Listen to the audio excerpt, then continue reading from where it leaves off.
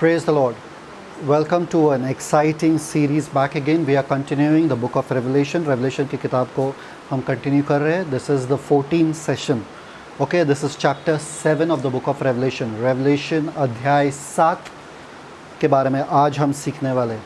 आओ प्रार्थना करें. Gracious Heavenly Father, thank you for this beautiful time in your word, Father. We celebrate your word. Holy Spirit, the great Rabbi, teach us your precious truths. In Jesus' name we pray. Amen. Praise the Lord. So, आज हम पहुंच गए finally 7वें अध्याय पे. 7वां अध्याय अहम क्यों है या इम्पोर्टेंट क्यों है? अभी तक जो हमारा जर्नी है वो सबको याद है कि हम रेवलेशन कैसे सीखते आए हैं. नंबर 1, जॉन को उठाया गया था और पैटमोस आइलैंड पे रखा गया था क्योंकि उसके ऊपर छल हो रहा था.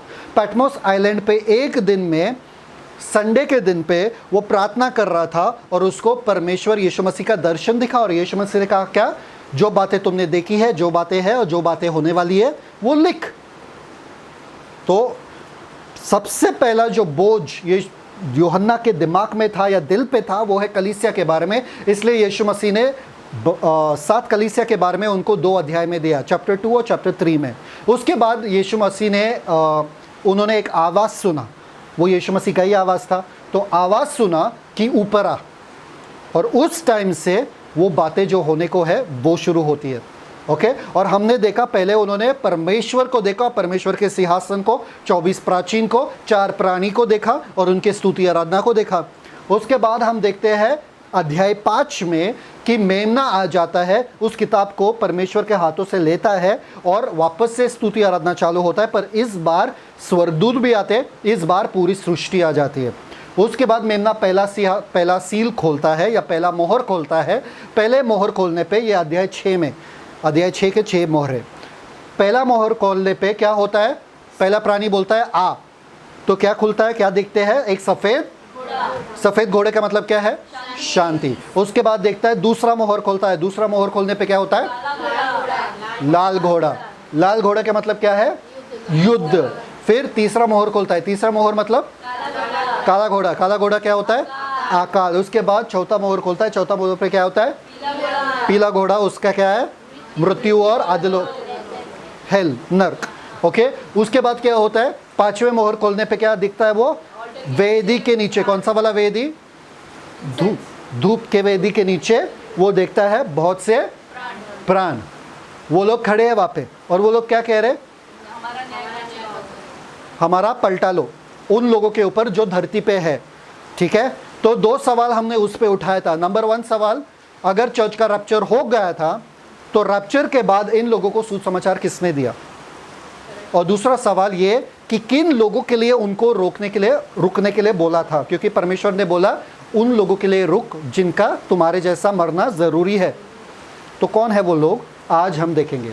फिर 6 मोहर खोलने के पर क्या हुआ, पूरा भूकंप. सूरज क्या हुआ, काला. चांद क्या हुआ, लाल. और तारे क्या है, धरती पे गिरने लगे. और सारे राजा प्रजा सब लोग, बड़े से लेके छोटे तक सब लोग माउंटेन्स में जाके छिप के पहाड़ों से कह रहे थे हम पर घिर जा. क्यों, क्योंकि मेमने के प्रकोप से हमें कौन. इस सवाल को, अभी ये 6th वाला मोहर है, इस सवाल का जवाब 7वां चैप्टर है.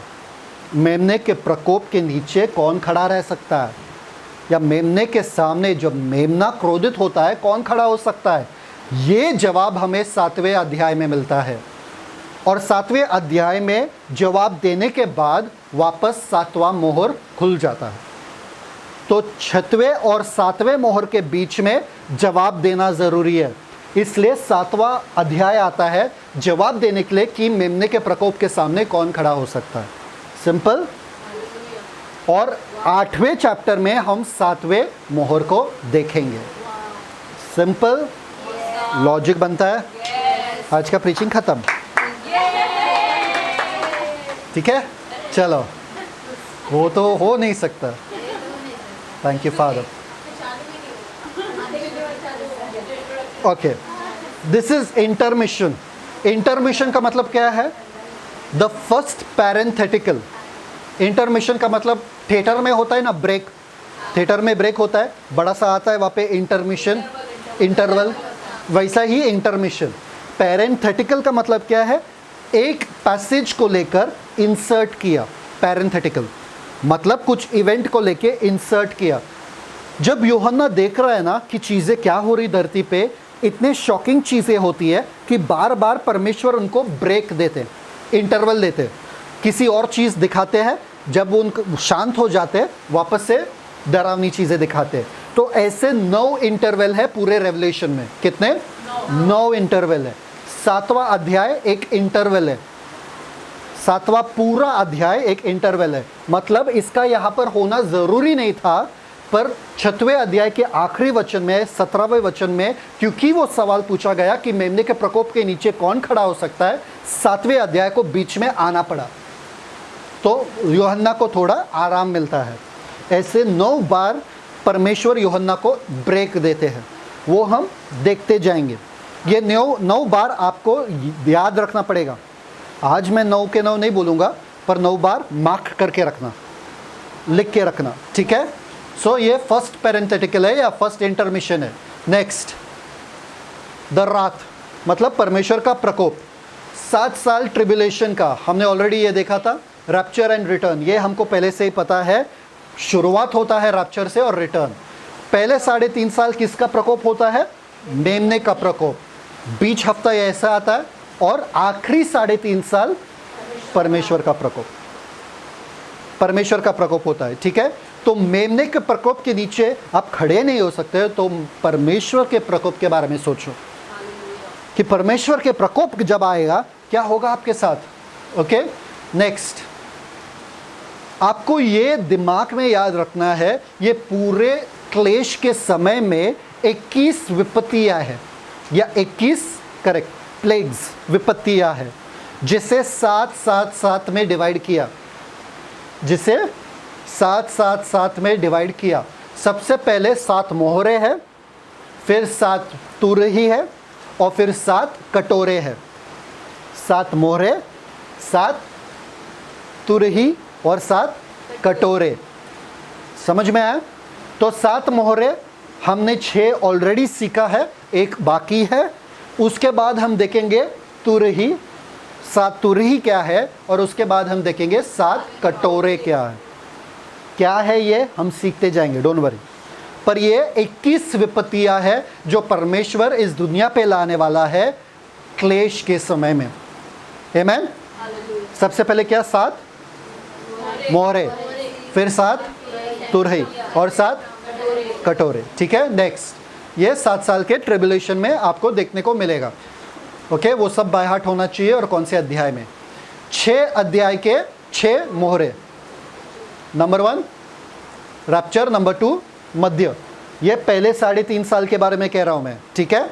सबसे पहले क्या? सफ़ेद घोड़ा, शांति, फिर उसके बाद युद्ध, फिर तीसरा परफेक्ट, चौथा हरा घोड़ा, मुरु, पीला, ठीक है, पीला हरा सेम है। वेदी के नीचे प्राण, 5वां, और लास्ट वाला क्या है? भूकंप, सूरज, चांद, सितारे। सिंपल, ये आपके जहन में बैठ गया। 6 मोहरे, हाँ। ये कभी आपको रात के अंधेरे में अगर मैं आपको बुलाऊं, फ़ोन करूं और बोलूं 6 मोहरे के नाम बताओ, तो आपको आना चाहिए। Okay, next,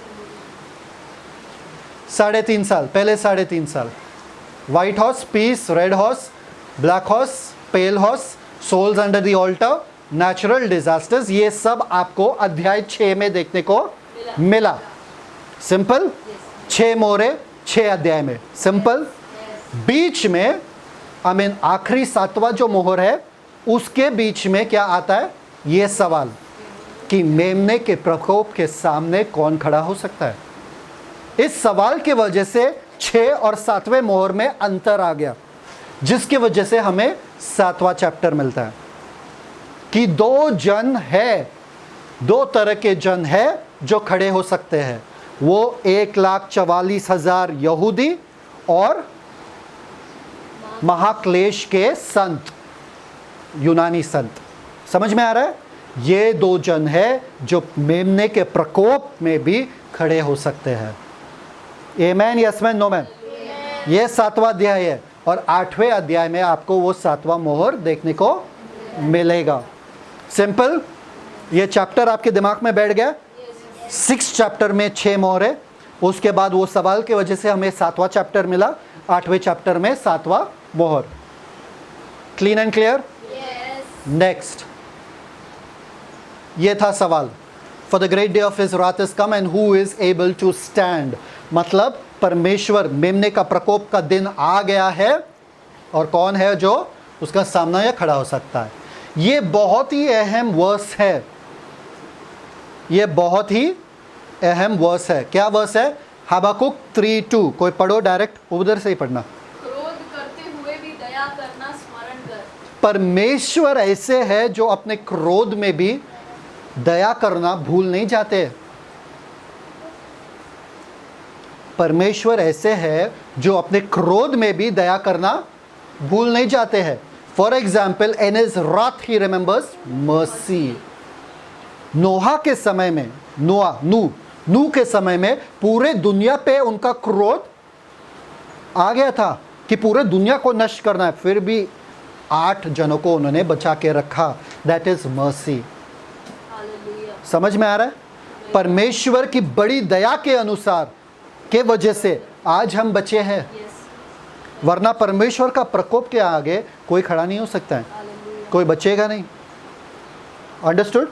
according God is rich in mercy. Bible कहता है परमेश्वर दया में धनवान है, धनी है, दया में धनी है। अगर परमेश्वर दया में धनी नहीं रहते थे, गरीब रहते थे हमारे जैसे, हमें बिल्कुल दया नहीं आती है लोगों के ऊपर। अगर लोग गलती करें हम चिल्लाते हैं, अगर लोग कोई गलती करे हम क्या करते हैं? चिल्लाते हैं। मतलब हम दया में गरीब है, उनको मारते हैं, उनको बताते हैं कि उन्होंने गलती किया। ना मारना और ना चिल्लाना मतलब दया में धनी होना है। क्या है? न मारना और न चिल्लाना मतलब दया में धनी होना है। हम आज से गरीब है कि धनी है? दया में धनी है, दया में। Man okay. नोआ के फ्लड, हाँ सिर्फ एक जन के लिए मेरा अकाउंट खत्म हो जाता है, हाँ गरीब। ओके, नोहा के फ्लड में परमेश्वर ने अपने दया दिखाया और नोआ को बचाया। समझ में आ रहा है? किसको? नोआ को बचाया। The Lord knows how to protect his people. अपने लोगों को अपने क्रोध से बचाना उनको आता है। ये कुछ एलिफेंट है, जिराफ है जो अंदर बैठना नहीं चाहते थे, बाहर आके मुंह दिखा दिखा के एंजॉय कर रहे बारिश, है ना? आपका एलिफेंट है, ठीक है। ओके, तो परमेश्वर जानते हैं कि अपने लोगों को अपने क्रोध से कैसे बचा के रखना है। परमेश्वर के क्रोध से और कोई ही नहीं बचा सकता है एक्सेप्ट परमेश्वर खुद। इसलिए परमेश्वर ने नोआ को बोला आंख बांध, इंस्ट्रक्शंस दिया, नाव बना, इंस्ट्रक्शंस दिया, और खुद परमेश्वर ने वो दरवाजा बंद किया। किसने? परमेश्वर ने वो दरवाजा बंद किया। नू वो दरवाजा बंद कर नहीं सकता था, परमेश्वर ने वो दरवाजा बंद किया। समझ में आ रहा है? तो परमेश्वर जानता है अपने लोगों का रक्षा कैसा करना है जब उनका क्रोध धरती पे आएगा। Next, exodus from Egypt. जब विपत्तियां एक इजिप्ट के ऊपर आ रहा था, फ़ारो के लोगों के ऊपर आ रहा था, फिरौन के ऊपर आ रहा था, परमेश्वर के लोग बचे हुए थे, उनके साथ कुछ नहीं हो रहा था। ना फ्रॉग्स उनके पास आ रहा था, ना उनके फोड़ी आ रहा था, ना अंधकार उनके टेंट में था, वो लोग आराम से रह रहे थे। परमेश्वर ने उनको बचा के रखा, भले ही विपत्तियां इर्द गिर्द में सब जगह चल रही थी। Next, Rahab of Jericho. Rahab के बारे में आपको पता है ना? येरियो के रेहाब। क्या हुआ उसके बारे में? उसने वो स्पाइस को अंदर रखा, अपने घर में जासूसों को रखा, 2 जासूस। एक बात आपके लिए है, आप मुझे जवाब दो हाँ या ना में। अगर कोई 2 जासूस, यहूदी जासूस आपके घर में आते और कोई आता है आपको पूछता है क्या 2 यहूदी जासूस आपके घर में है, आप हाँ बोलोगे कि ना बोलोगे? आप झूठ बोलोगे कि सच? हाँ बोलोगे। वो लोग छुपे अंदर, जाके लेके जाओ उनको। फिर पहले से ही बोलना चाहिए था ना उनको कि अंदर मत आओ वरना मैं बोलूँगी। उनको अंदर लेके फिर बोलोगे हाँ, नहीं बोलूँगी। नहीं बोलोगे आप। आपने वहाँ पे झूठ बोला, मतलब एक फिर भी उन्होंने बोला कि नहीं। हाँ तो आप क्या करोगे? हाँ, हम भी वही करेंगे। हाँ वो करोगे। अगर मैंने छुपाया तो सर को मैं झूठ बोलूँगी, हाँ। साथ दूँगी। हाँ क्या अगर आपने यहूदी लोगों को छुपाया और कोई आया आपसे पूछा कि यहूदी लोग अंदर छुपे हैं तो क्या कहोगे आप? हाँ या ना? बता दोगे कि छुपा के रखोगी तो मदद करोगी ना। हाँ तो आप नहीं बोलूँगी। You won't tell. I will tell them. Okay, number one, understand one thing. God is a God of truth. He doesn't need your lies to support His truth. उनको आपके झूठ क्या सहारा नहीं चाहिए, सहारा नहीं चाहिए एक सच को छुपाने के लिए। समझ में आया? ये बात है कि आप डिंडोरा पिटवा के पूरे रास्ते भर नहीं बोलोगे अरे मेरे घर में यहूदी है, मेरे घर में यहूदी है। नहीं नहीं नहीं, पर अगर किसी ने पूछा आपको बताना है मेरे घर में यहूदी है। परमेश्वर जानता है अपने लोगों को कैसे रक्षा करना। परमेश्वर जानते हैं कि अपने लोगों को कैसे बचाना। या तो आप उनको पहले ही बोलो भाई अगर मुझे किसी ने पूछा तो मैं तो बोल दूंगी। सब लोग बोल रहे हैं हाँ। आप वो तो अरे दादी जी थी ना, अरे आप तो अपनी God will never tell you to tell a lie. Bible never says Rahab को देखो उसने झूठ बोला फिर भी, पर नहीं नहीं, उसके विश्वास को देखो। बाइबल उसके विश्वास को कमेंड करता है, उसके झूठ को नहीं। बाइबल उसके विश्वास के बारे में बात करता है, उसके झूठ के बारे में नहीं। तो कोई झूठ अगर किसी के घर बसता है तो वो झूठ नहीं होता है, ऐसा वाला फंडा है नहीं। Amen. God is a God of truth. He can protect you even if you are standing by the truth. जैसे कि डैनियल एंड हिज 3 फ्रेंड्स। समझ में आ रहा है? परमेश्वर आपको प्रोटेक्ट कर सकता है। The Lord knows how to protect his people. आपके झूठ के सहारा परमेश्वर को नहीं चाहिए। परमेश्वर जानता है अपने लोगों को कैसा बचाना। अगर राहब बोलती भी थी ये लोग अंदर छुपे हैं तो भी परमेश्वर बचाता था और परमेश्वर यरीको देता था, उसके ज़रूरत नहीं था। आपका भला नहीं होता ना। पर राहब ने ये किया ताकि उसके ऊपर भला हो। She did it from her mentality that I be saved, so I will show them favor by telling no they are not there in my house. राहब ने अपने बारे में सोचा। समझ में आ रहा है कि मैं तो बच जाऊँ, इनके ऊपर भला करके मैं तो बच जाऊँ, क्योंकि मुझे मालूम है कि ये लोग जहाँ पर भी जाते हैं पूरा शहर ख़त्म हो जाता है। समझ में आ रहा है? राहब ने अपने तरफ से किया, परमेश्वर ने उनको नहीं कहा ये करने के लिए। समझ में आ रहा है? नेक्स्ट, जब परमेश्वर का क्रोध सोदोम और गोमोरा पे आने वाला था तभी लूट को वहां से निकाल दिए और बचा लिए उनको, और फिर परमेश्वर का क्रोध उस शहर पे आया। समझ में आ रहा है? तो परमेश्वर जानते हैं अपने बंदों को कैसे बचाना। Amen. Next, read Revelation 7 verse 1 and 3। अभी हम अपने स्क्रिप्चर में आते हैं। Revelation 7 verse 1 and 3। Thank you Father. किसी को कुछ मिल रहा है? बाद मैंने पृथ्वी के चारों कोनों पर हाँ 4 स्वर्गदूत खड़े देखे। हाँ हाँ वे पृथ्वी की चारों हवाओं को थामे हुए थे, हाँ। ताकि पृथ्वी या समुद्र या किसी पेड़ पर हवा न चले। फिर मैंने एक और स्वर्गदूत को जीवते परमेश्वर की मुहर दिए हुए पूरब से ऊपर की ओर आते देखा। उसने उन चारों स्वर्गदूतों को, जिन्हें पृथ्वी और समुद्र की हानि करने का अधिकार दिया गया था, ऊंचे शब्द से पुकार कर कहा, जब तक हम अपने परमेश्वर के दासों के माथे पर मुहर न लगा दे तब तक पृथ्वी और समुद्र और पेड़ों को हानि न पहुंचाना। आमेन। हमने 4 स्वर्गदूतों को देखा। यूहन्ना यहाँ पे क्या कह रहा है? And after these things I saw 4 angels standing on the 4 corners of the earth, holding the 4 winds of the earth, that the wind should not blow on the tree, upon the earth, or upon the sea. समझ में आ रहा है? तो यूहन्ना कह रहा है कि मैंने क्या देखा? 4 स्वर्गदूत। अभी सवाल ये उठता है कि ये 4 स्वर्गदूत कौन है? दूसरा सवाल ये उठता है कि 4 स्वर्गदूत ये हवा को क्यों रोक के रख रहा है? तीसरा सवाल ये उठता है 4 स्वर्गदूत 4 कोने पे क्यों खड़े? जब अर्थ गोल है। समझ में आ रहा है? अर्थ क्या है? गोल का कोना होता है? नहीं होता ना? ठीक है। हमेशा बाइबल में यदि आप देखोगे तो 4 हवा के बारे में, अगर हवा का जिक्र होता है ना, विंड, चार दिशा से। दिशा, दिशा वगैरह, इट इज़ अबाउट जजमेंट। वो स्क्रिप्चर्स है जो आपके स्क्रीन पे है, इट इज़ अबाउट जजमेंट, न्याय के बारे में है। तो ये लोग रोक के रख रहे हैं, क्यों? हमें पता चलता है कि उनको आदेश मिलता है। किससे आदेश मिलता है? एक और स्वर्गदूत से उनको आदेश मिलता है। जो सूरज जहाँ से उगता है वहाँ से ये स्वर्गदूत आया, from the rising of the sun, from the east. सूरज कहाँ से आता है? पूर्व से। तो पूर्व से ये स्वर्गदूत आया और इनको बोला रोक के रखना। कौन है ये 4 स्वर्गदूत? कौन है ये 4 स्वर्गदूत? सवाल ये उठता है आपके दिमाग में, उठना भी चाहिए। मैंने कहा आपको मोहरे है, तुरही है और कटोरे है। 7 मोहरे, 7 तुरही और 7 कटोरे। अभी नेक्स्ट 7वें मोहर के बाद क्या आने वाला है? 7 तुरही। 7 तुरही के पहले 4 स्वर्गदूत, 7 तुरही के, सुनो गौर से, 7 तुरही के पहले 4 स्वर्गदूत धरती पे हल्ला मचाने वाले। किस पे? धरती पे। जो तुरही वो बजाने वाले, धरती का नाश होने वाले।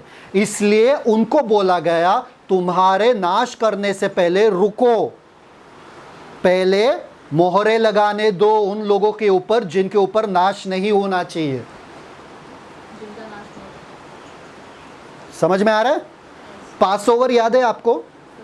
फसका पर जब यहूदी लोग इजिप्ट में थे तभी परमेश्वर ने क्या बोला? दरवाजे के ऊपर लहू लगाना। जिस घर के ऊपर लहू है उस घर का पहलौटा नहीं मरेगा। जब वो स्वर्गदूत, मौत का स्वर्गदूत आएगा तभी वो पहलौटा नहीं मरेगा। तो अभी तक उन्होंने मोहरे नहीं लगाया, तो अभी अगर तुरही बचता था ये लोग भी मर जाते थे। इसलिए वो बंदा झट से आया और बोला इनको रुक रुक रुक रुक, तुम्हारा तुरही बजाने से पहले, पहले 4 तुरही बजाने से पहले रोक के रखना हवा को। क्यों? क्योंकि इनको पहले छाप लगाने दो इनके सर के ऊपर। समझ में आ रहा है? इनको प्रोटेक्शन मिलना चाहिए। क्यों? ये परमेश्वर के खास लोग हैं, हम मिलेंगे उनसे। कौन है ये लोग? समझ में आ रहा है अभी तक? परमेश्वर ने बाढ़ या आंधी या तूफान तब तक नहीं लाया जब तक नोआ पूरी तरीके से अंदर आर्क में, नाव में नहीं गया। परमेश्वर ने बारिश नहीं बरसाया। जब लिखा है नोआ अंदर चला गया, परमेश्वर ने दरवाजा बंद किया, फिर बारिश बरसा, फिर बारिश बरसा। तो परमेश्वर का क्रोध में भी परमेश्वर पहले अपने लोगों के ऊपर छाप लगा देंगे, उनको प्रोटेक्शन मिलना चाहिए, फिर उसके बाद अपना क्रोध उनके ऊपर, दूसरे लोगों के ऊपर बरसाएंगे। क्लियर आ रहा है? समझ में आ रहा है? समझ में आ रहा है क्यों हो रहा है ये? ओके, नेक्स्ट, परमेश्वर का मोहर, छाप। जी दिख रहा है? जी, किसी को जी दिख रहा है?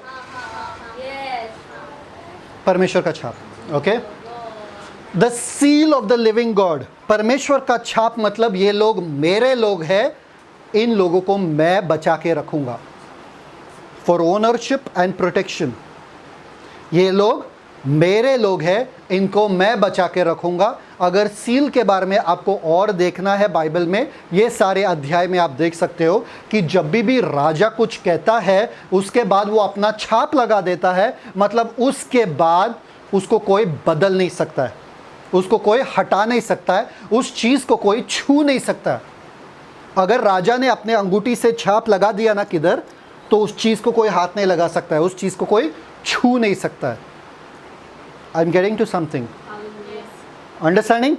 सो this is the seal of the living God. मतलब परमेश्वर कह रहे ये मेरे लोग हैं, इनको हानि पहुंचनी नहीं चाहिए। अगर आपको शक है, फिर भी 5वें तुरही बजने पे 5वें एंजल को क्या कमांड मिलता है वो आप देख लो। रेवलेशन 9 वर्स 4 पढ़ो। रेवलेशन 9:4। Thank you father. और उनसे कहा गया कि न पृथ्वी की घास को, न किसी हरियाली को, न किसी पेड़ को हानि पहुंचाओ। वो टिड्डियों को कहा जाए, जो टिड्डियां आने वाली है ना, उनसे कहा गया है कि घास को हानि ना पहुंचाओ। टिड्डियां आपको पता है घास ही खाते हैं, पर घास को हानि ना पहुंचाओ। ओके, झाड़ों को, पेड़ों को हानि मत पहुंचाओ, हरियाली को हानि मत पहुंचाओ। आगे, केवल उन मनुष्यों को जिनके माथे पर परमेश्वर की मुहर नहीं है। केवल उन मनुष्य को हानि पहुंचाओ जिनके माथे पे परमेश्वर का मोहर नहीं। आपके पास दूसरा सवाल ये होना चाहिए कि ये मोहर है क्या, ये मोहर है क्या। चलो देखते कि इसका भी जवाब मिला कि नहीं मिला हमको। Revelation chapter 14 verse 1, Revelation chapter 14 verse 1, 14 अध्याय 1 वचन। फिर मैंने दृष्टि की और देखो, वह मेमना सिय्योन पहाड़ पर खड़ा है हाँ। और उसके साथ 1,44,000 1,44,000 वापस से आए।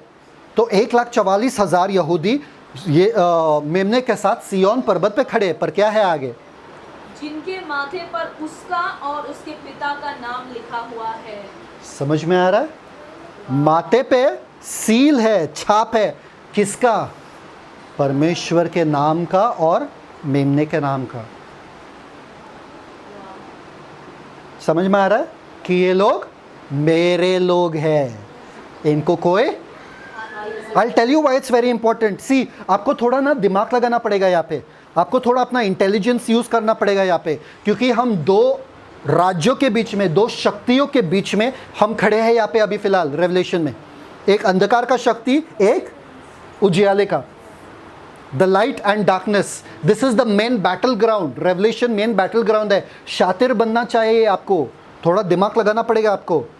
You will have to use your brains. समझ में आ रहा है? आगे मैं बता रहा हूं आपको, देख लो। Thank you father. The living God, ये आप लिख नहीं पाओगे, पर फिर भी हमेशा परमेश्वर का नाम क्या है? जीवित परमेश्वर। क्यों? क्यों? क्योंकि वो जीवित है। ओके, ये कहाँ पर देखने को मिलेगा? लिखने की कोशिश भी मत करना।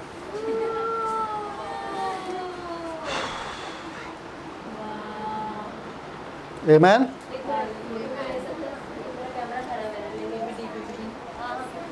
हाँ, ओके। बाइबल बार बार कहता है कि परमेश्वर जीवित परमेश्वर है, बार बार। इसका मतलब क्या है? परमेश्वर मूर्तियों के जैसे नहीं है, और इसमें ही आपको सुकून मिलना चाहिए। जीवित परमेश्वर उन मूर्तियों के जैसे नहीं है ना, जो ना बोल सकते हैं, ना जो चल सकते हैं, ना तो कुछ भी कर सकते हैं, ना तो खा सकते हैं। परमेश्वर हमारा जीवित परमेश्वर है। What a honour it is, what an honour it is to serve a living God. अभी ये बंदा जो है, ये एंजल जो है, जो सूरज के पूर्व दिशा से, सूरज के उगने पे हाँ आने पे उस तरफ से आता है, वो क्या कहता है? रुक रुक रुक रुक, क्योंकि ये लोग तैयार है।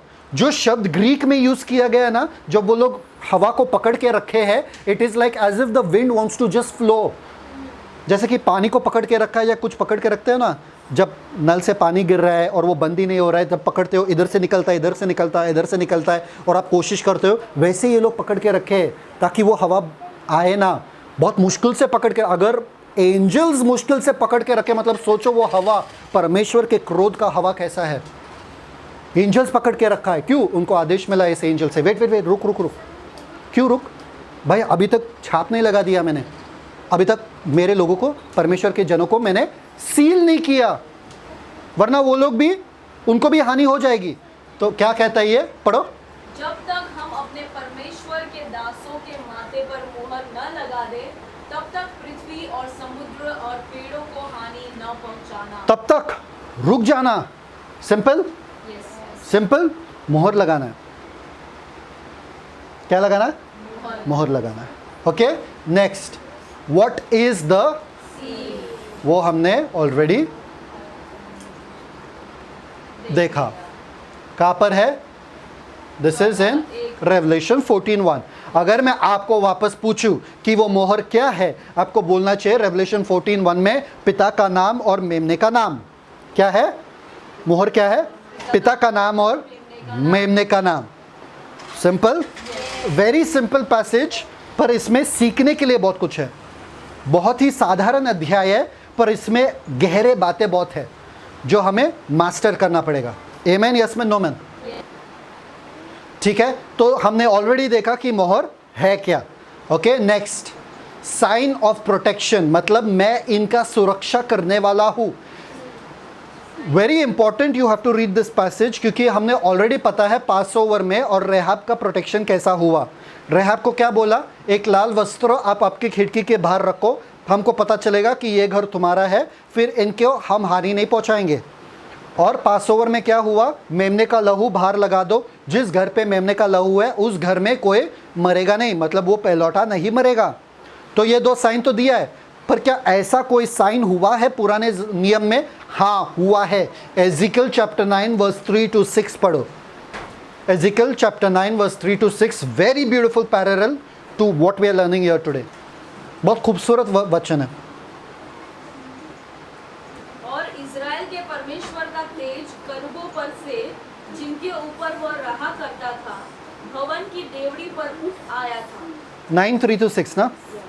और उसने उस सन के वस्त्र पहने हुए पुरुष को जो कमर में दवात बांधे हुए था पुकारा, और यहोवा ने उससे कहा, इस यरूशलेम नगर के भीतर इधर उधर जाकर जितने मनुष्य उन सब घृणित कामों के कारण जो उसमें किए जाते हैं सांसें भरते और दुख के मारे चिल्लाते हैं, उनके माथे पर चिन्ह कर दो।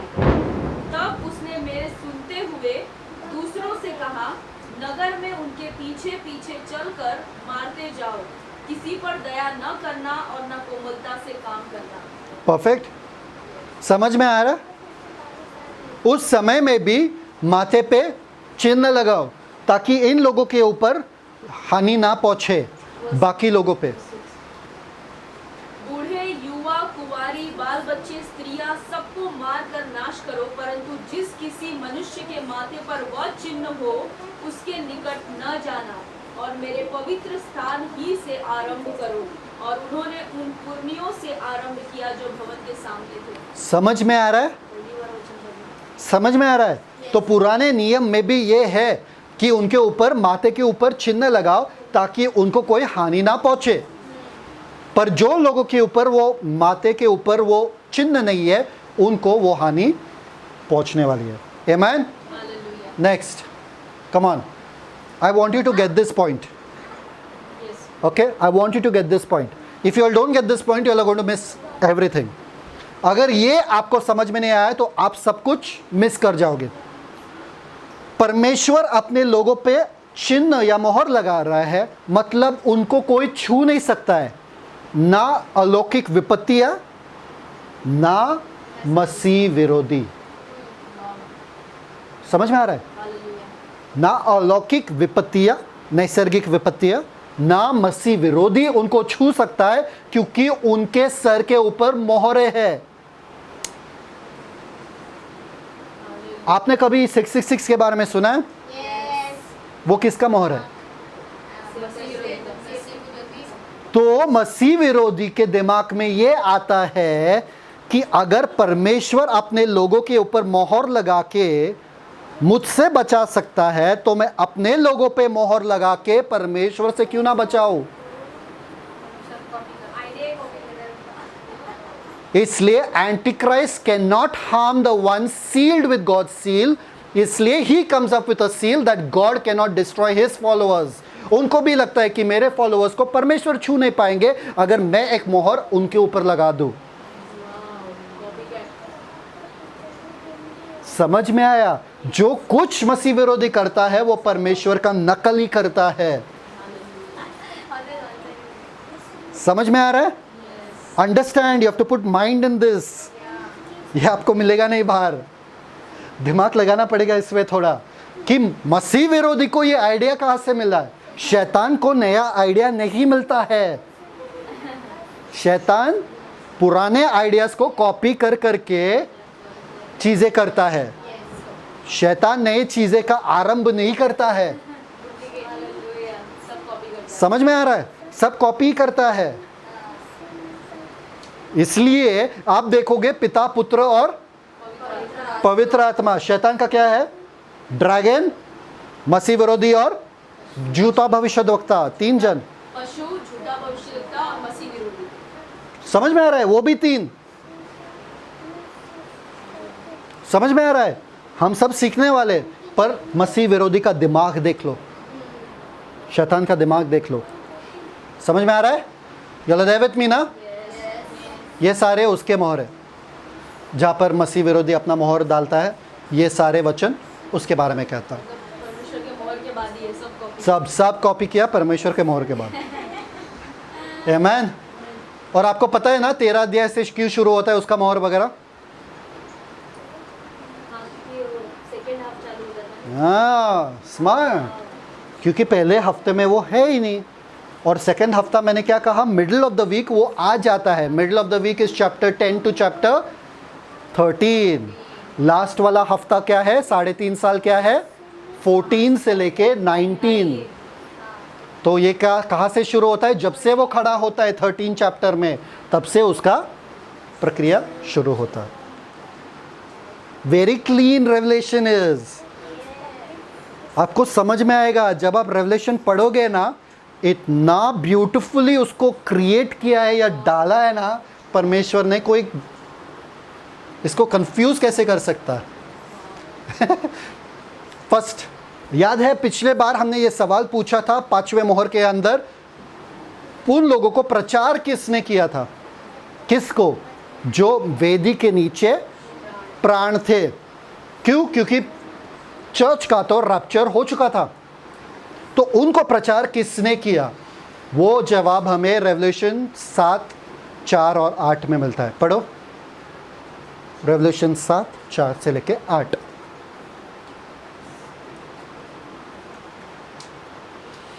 किसने उनको प्रचार किया? रेवल्यूशन 7, 4 से लेके 8।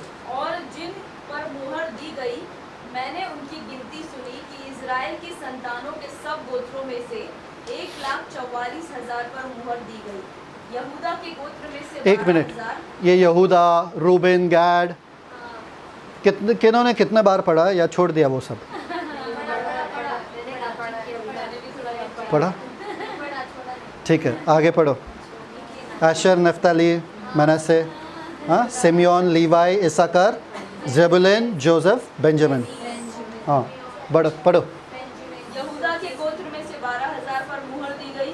रूबन के गोत्र में से 12,000 पर। गाद के गोत्र में से 12,000 पर। आशेर के गोत्र में से 12,000 पर। नप्ताली के गोत्र में से 12,000 पर। मनश्शे के गोत्र में से 12,000 पर। शमौन के गोत्र में से 12,000 पर। लेवी के गोत्र में से 12,000 पर। लेवी 2 बार है लेवी। ईशकार के गोत्र में से 12,000 पर।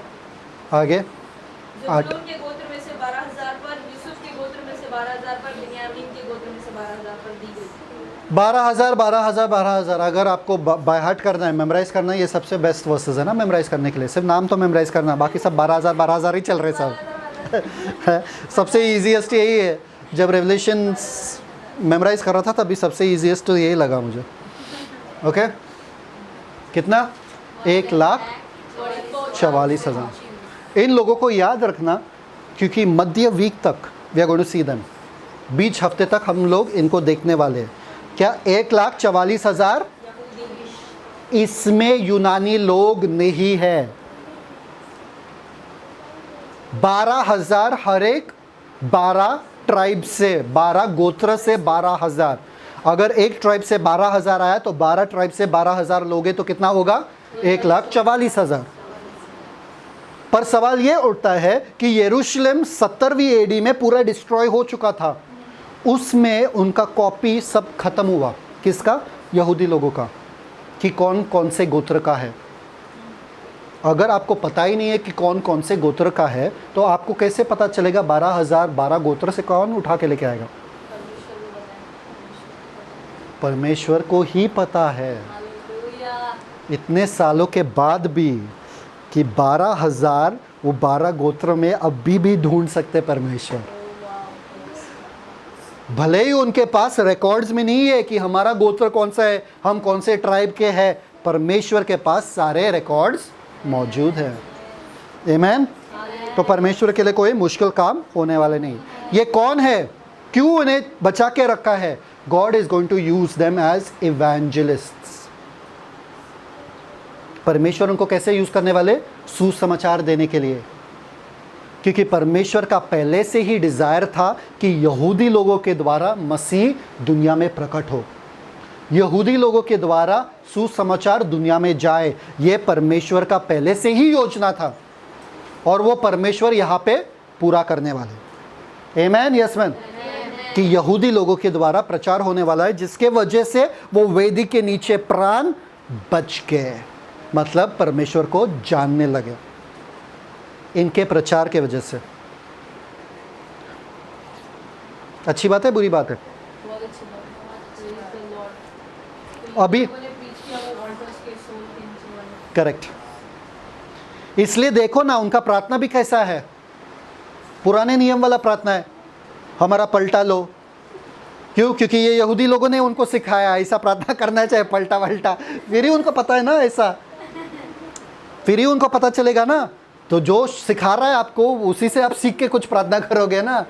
शायद से इन लोगों ने अनुग्रह नहीं सिखाया है उनको उनके उद्धार के लिए प्रार्थना करो, पलटा के लिए नहीं पर ये यहूदी लोग हैं, समझ में आ रहा है? इसलिए यहूदी प्रचार करेंगे। आमेन। नेक्स्ट, अभी थोड़ा हिस्ट्री में जाना पड़ेगा, थोड़ा हिस्ट्री में जाना पड़ेगा। 12 गोत्र, ये आपके दिमाग में हमेशा याद रखना, भूल मत जाना। सबसे पहले हम देखते हैं अब्राहम। अब्राहम सबको पता है, ये लाल नहीं जा रहा है उसके ऊपर, ठीक है? टीवी के ऊपर नहीं जा रहा, देखो लाइट ऑलरेडी है ना। अब्राहम, सबसे पहला अब्राहम। अब्राहम का पत्नी कौन? सारा। सारा और अब्राहम से जन्मा कौन? आइजैक। आइजैक का पत्नी कौन? रेबेका। एक ही पत्नी, आइजैक का रेबेका। आइजैक और रेबेका से जन्मे 2 जन, ईसाऊ और जेकब। पर जेकब से आया 12 गोत्र, ईसाऊ से नहीं। क्यों? क्योंकि जेकब का, जब जेकब शादी करने के लिए गया था शादी करने के लिए यंगर सिस्टर, ये बाजू में देखो रेचल लिखा है, पर उसको मिला कौन? एल्डर सिस्टर लिया। हाँ, तो रेचल को छोड़ के उसको लिया मिला, फिर बाद में उसने रेचल से भी शादी किया। और रेचल और लिया के साथ आए कौन दहेज में? उनके 2 मेड, उनके 2 सर्वेंट्स, जिसका नाम था जिल्पा और बिला। बिला रेचल का सर्वेंट था और जिल्पा लिया का। सिंपल, यहां तक सबको समझ में आया? तो जेकब के 4 ऐसे पत्नियां बोल सकते हैं, 2 पत्नियां 2 रखेल, ठीक है? सबसे पहला पैदा हुआ लिया के लिए कौन? रूबेन। देखा पहला नाम यहाँ पे, लिया के लिए पैदा हुआ कौन? रूबेन। फिर हुआ कौन? सिमियोन। फिर हुआ कौन? लीवाई। फिर हुआ कौन? जूडा। उसके बाद हुआ कौन? इसाकर, जेबुलून और डायना। डायना औरत का नाम है, लड़की का नाम है, उनका बहन का नाम था, ठीक है? ये सब हुआ लिया को।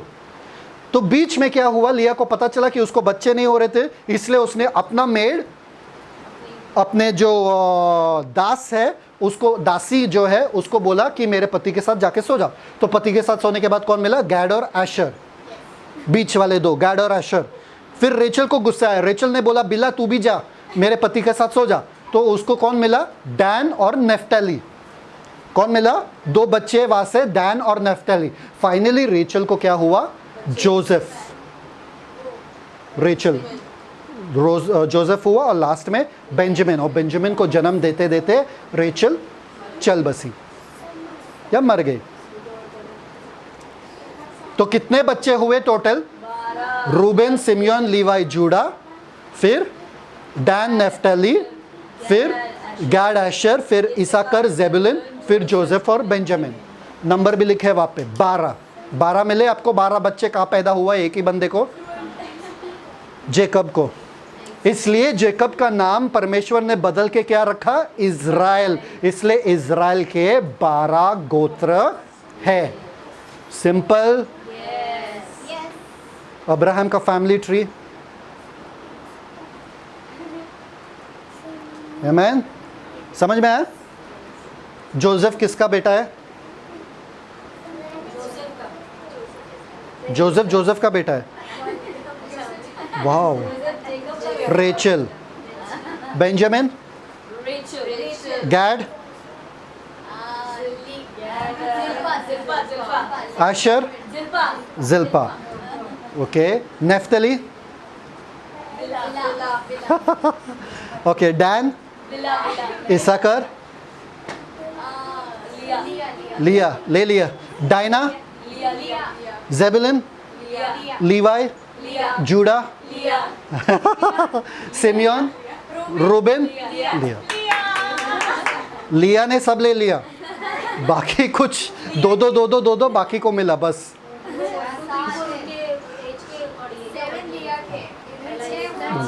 According to their birth. समझ में आ रहा है? Okay, next, ready? Next, Rachel मरते मरते बेंजामिन का नाम बेनोनी रखा था, मतलब my pain, son of my pain, मतलब दुख देने वाला बेटा पैदा हुआ। पर जोसेफ ने जेकब ने बेंजामिन रखा। ओके, चेंज किया। 12 सन्स ऑफ जेकब, सबके क्रमानुसार जो भी है, Reuben, Simeon, Levi, Judah, Dan, Naphtali, Gad, Asher, Issachar, Zebulun, Joseph, Benjamin.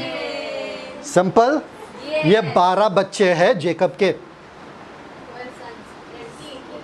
लड़की एक ही, Dinah, Dinah, Dinah, DINAH, Leah, Leah, या, you see down, Dinah in red, excellent. Next, इनके लिस्टिंग्स बहुत है, बहुत बार ये आपका सवाल था कौन सा वाला लिस्टिंग करेक्ट है, ये वो बहुत बार इनका नाम दिया गया। जेनेसिस 29 to 30 में इनका ओरिजिनल नाम दिया गया। ओरिजिनल क्या बोलते हैं उसको, लिस्टिंग में जो पहला है पहला आया, जो दूसरा है दूसरा आया, तीसरा आया तीसरा है, सबका बराबर आया इधर। पर इधर थोड़ा चेंज हुआ, नंबर्स 1 में चेंज होता है और रेवलेशन 7 में तो और भी चेंज होता है, जो आज हम सीख रहे। लिखने की कोशिश मत करना सारे नाम, नहीं, लिखने की कोशिश मत करना। पहला वाला सबसे करेक्ट वाला पहला वाला है, मत लिखना। हाँ, सबसे पहला वाला करेक्ट है, बाकी सब थोड़ा ऊपर नीचे हो जाता है। पर मैं आपको बताऊंगा, बहुत सारे ऐसे उनके लिस्टिंग्स है बाइबल में, मैं आपको बताऊंगा क्यों ये सीखना ज़रूरी है, क्योंकि ये पूरे बाइबल भर में आपको ये बार बार आएगा। लीवाई, इफ्राइम, जोसेफ, लीवाई, इफ्राइम, जोसेफ, तो आपको पता होना चाहिए जिन जिन का नाम है। ठीक है, क्या लिख रहे हो? Okay, done.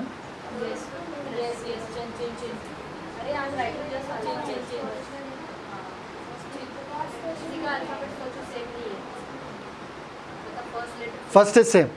The first is the correct one. Okay. SLJ, DNG, AIZ. Okay. JB. ठीक है. How they were living in the land of Canaan.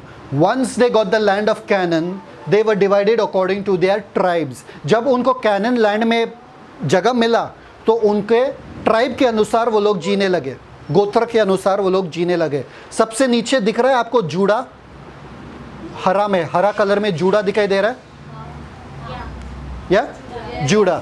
ये बाजू में पर्पल में रूबेन दिख रहा है, पर्पल में रूबेन, उसके ऊपर गैड और उसके ऊपर डैन दिख रहा है। फिर ये बाजू वापस आओ, नेफ्तली, जेबुलून, इसाकर, ऊपर वाले, आशर येलो में दिख रहा है, आशर येलो में, हाँ येलो कलर में आशर दिख रहा है। बीच में मनस्सा दिख रहा है, मनस्सा, और इफ्राइम दिख रहा है, और डैन ये बाजू में भी है, बेंजामिन भी वहाँ पर ही है। समझ में आ रहा है? तो 12 गोत्र के अनुसार वो लोग इस तरह से कैनन लैंड में रहने लगे। ये ज़रूरी क्यों है मेरे लिए? क्योंकि बाइबल जब पढ़ते हैं हमें उसका इतिहास जानना बहुत ज़रूरी है। समझ में आ रहा है? ओके, नेक्स्ट, ये ज़रूरी है। अभी ये सुन लो, बहुत बार उनका ऑर्डर दिया गया, या बहुत बार उनका ऑर्डर दिया गया, या बहुत बार उनके बारे में कहा गया है। ओके, सबसे पहले ऑर्डर ऑफ बर्थ, उनके जन्म के अनुसार, मतलब अच्छा,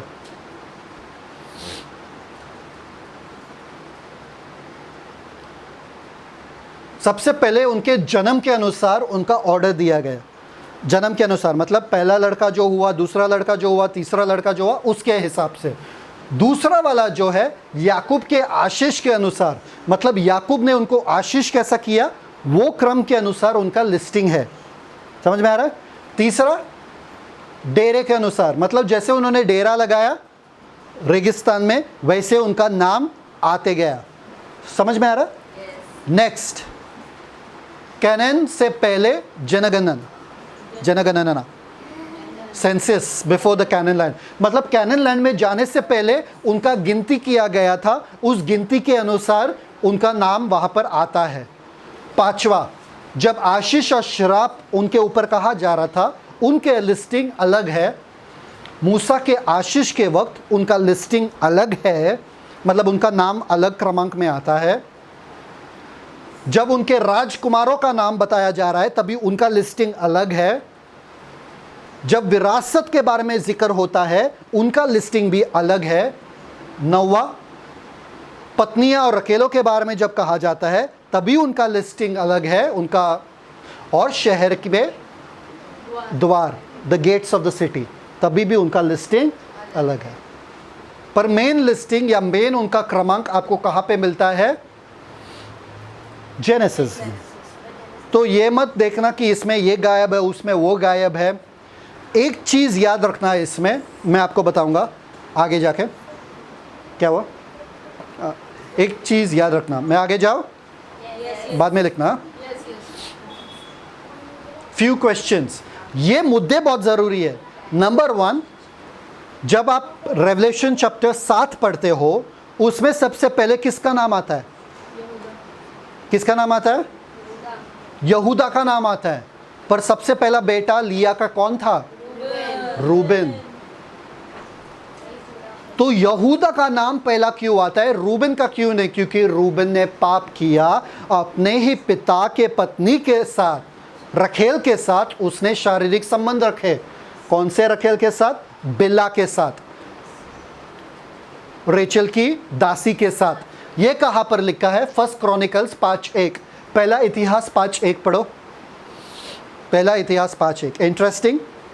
हाँ, दूसरे के परिवार में झांकना तो इंटरेस्टिंग होता ही है। चलो, पहला इतिहास 5:1। इज़राइल का जेठा तो रूबेन था, हाँ। परंतु उसने जो अपने पिता के दुश्मनों को अशुद्ध किया, इस कारण जेठे का अधिकार इज़राइल के पुत्र यूसुफ के पुत्रों को दिया गया। वंशावली जेठे के अधिकार के अनुसार नहीं ठहरी। समझ में आ रहा है? रूबेन के पाप के वजह से उसने अपना बर्थ राइट खो दिया, उसने अपना हक खो दिया।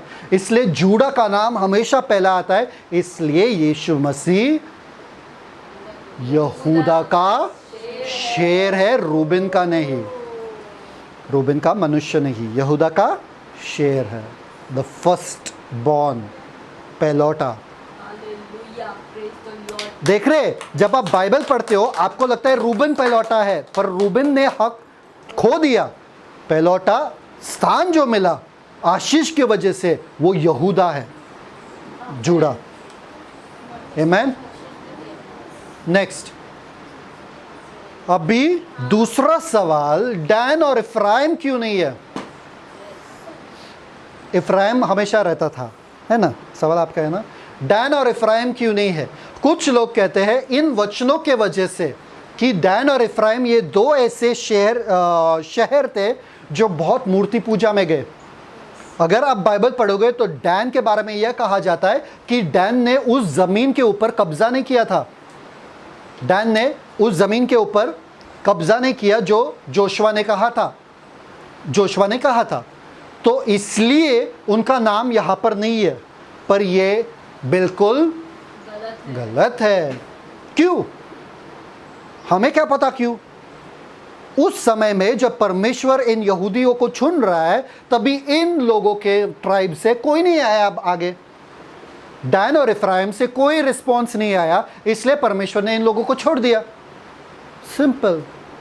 अगर आप बोल रहे सिर्फ मूर्ति पूजा के वजह से इन लोगों को छोड़ दिया, अगर बाइबल पढ़ोगे सारे गोत्र मूर्ति पूजा में गए, तो ये नाइंसाफी है इन दोनों के साथ। तो इसलिए उस समय में डैन और इफ्राइम से कोई भी लोग परमेश्वर को मानेंगे नहीं, इसलिए उनका नाम नहीं है। सिंपल, ज़्यादा दिमाग लगाने की ज़रूरत नहीं है। आमीन। और एक और सवाल, लेवी और यूसुफ का नाम वहाँ पर क्यों है? आपको पता है गोत्र के बीच में लेवी का नाम कभी नहीं आता था, क्योंकि लेवी एक याजकीय प्रजा थे। उनका कोई गोत्र नहीं था, उनका कोई मतलब ज़मीन नहीं था। उनका क्या ज़मीन था? द सिटीज़ ऑफ रेफ्यूज, भगोड़ों क्या सिटी, जहाँ पे जो लोग मारने के बाद अगर जाके वहाँ पे छिप सकते हैं वगैरह, जो है वो सिटी उनके नीचे रहता था। पर उनका मंदिर का ही स्थान रहता था और बाकी गोत्र को उनको सेवकाई करना पड़ता था। पर इधर लेवी का नाम क्यों आता है? जोसेफ का नाम क्यों आता है? क्योंकि डैन और इफ्राइम को निकाल दिया, तो इसलिए लेवी और जोसेफ। और जोसेफ का दूसरा बच्चे का नाम क्या है? मनश्शे। तो मनश्शे आता है और इफ्राइम का जगह यूसुफ ने लिया। किसने लिया? इफ्राइम का जगह यूसुफ ने लिया और डैन का जगह लेवी ने लिया। जोसेफ का नाम 12 ट्राइब्स में है, but because of the blessing Levi had to be a priestly tribe. समझ में आ रहा? लीवाई प्रीस्टली ट्राइब निकाला गया, तो कितने बचे? 12 में से 11। और यूसुफ के ऊपर याकूब का ब्लेसिंग था कि जब दोनों बेटे को आगे बुलाया, मनश्शे और इफ्राइम को आगे बुलाया, तभी यूसुफ के वजह से, जेकब के ब्लेसिंग के वजह से उन दोनों को ट्राइब में इंक्लूड किया और यूसुफ को निकाला गया। मतलब यूसुफ का जो इनहेरिटेंस था मनश्शे और इफ्राइम, उनके 2 बेटों को मिला। समझ में आ रहा है? समझ में आ रहा है ना? लेवी को निकाल दिया, 11 हो गए। यूसुफ को निकाल दिया, कितना हो गया? 10 हो गए। और यूसुफ के 2 बच्चे इफ्राइम और मनश्शे वहाँ पर आ गए। बाद में आप समझ जाओगे, हिस्ट्री है थोड़ा। जेनेसिस में नहीं था, वो जोसेफ का बेटा है। जोसेफ का बेटा है, तो जोसेफ का बेटा इफ्राइम और मनश्शे है। तो क्योंकि जोसेफ हट गया, क्योंकि लीवाई भी हट गया, 2 जगह खाली हो गया, इसलिए जेकब जो जोसेफ का बाप है, उसने अपने परपोते पे हाथ रखा, इफ्राइम और मनश्शे पे, उनको आशीष किया कि वो लोग ट्राइब में आ जाए। तो इसलिए वो 2 खाली जगह यूसुफ के बेटों ने लिया। समझ में आ रहा है? वापस से देख लो ये टीचिंग। लेवी का नाम है वहाँ पे, उसको इंक्लूड किया गया है वहाँ पे, इसलिए तो बता रहा हूँ। डैन का नाम नहीं है, इसलिए लेवी को इंक्लूड किया, पर 12 ही चाहिए। उस समय में लेवी आने वाले हैं सुसमाचार देने के लिए। ठीक है? निराश मत होना कि डैन और इफ्राइम कहा गया भाई, क्योंकि मिलेनियल किंगडम में वो लोग वापस आएंगे। Don't worry. समझ में आ रहा है? परमेश्वर ने उनको छोड़ा नहीं है, त्यागा नहीं है। वो लोग आएंगे, मिलेनियल किंगडम में रहेंगे, उनका ज़मीन रहेगा उनका। डैन का ज़मीन उनका रहेगा, इफ्राइम का ज़मीन उनका ही रहेगा। तो वो लोग गए इस लिस्टिंग से बाहर। इसका मतलब ये नहीं कि मिलेनियल किंगडम में 1000 के रूल में वो लोग नहीं रहेंगे। रहेंगे वो लोग। कहाँ पे लिखा है? एजिकल 48 1-2 और 32। Simple simple. थोड़ा इतिहास है, थोड़ा हिस्ट्री है, पर सहन कर लो।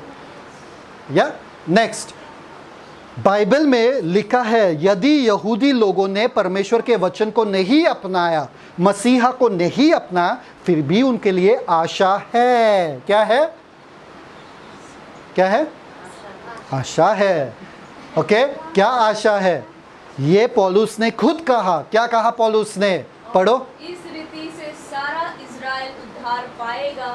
Amen. जैसा लिखा है, छुड़ाने वाला सिय्योन से आएगा और अभक्ति को याकूब से दूर करेगा। आमेन। रोमन्स 11:26 में लिखा है, हालेलुया। रोमियो 11:26 में लिखा है, इज़राइल उद्धार पाएगा।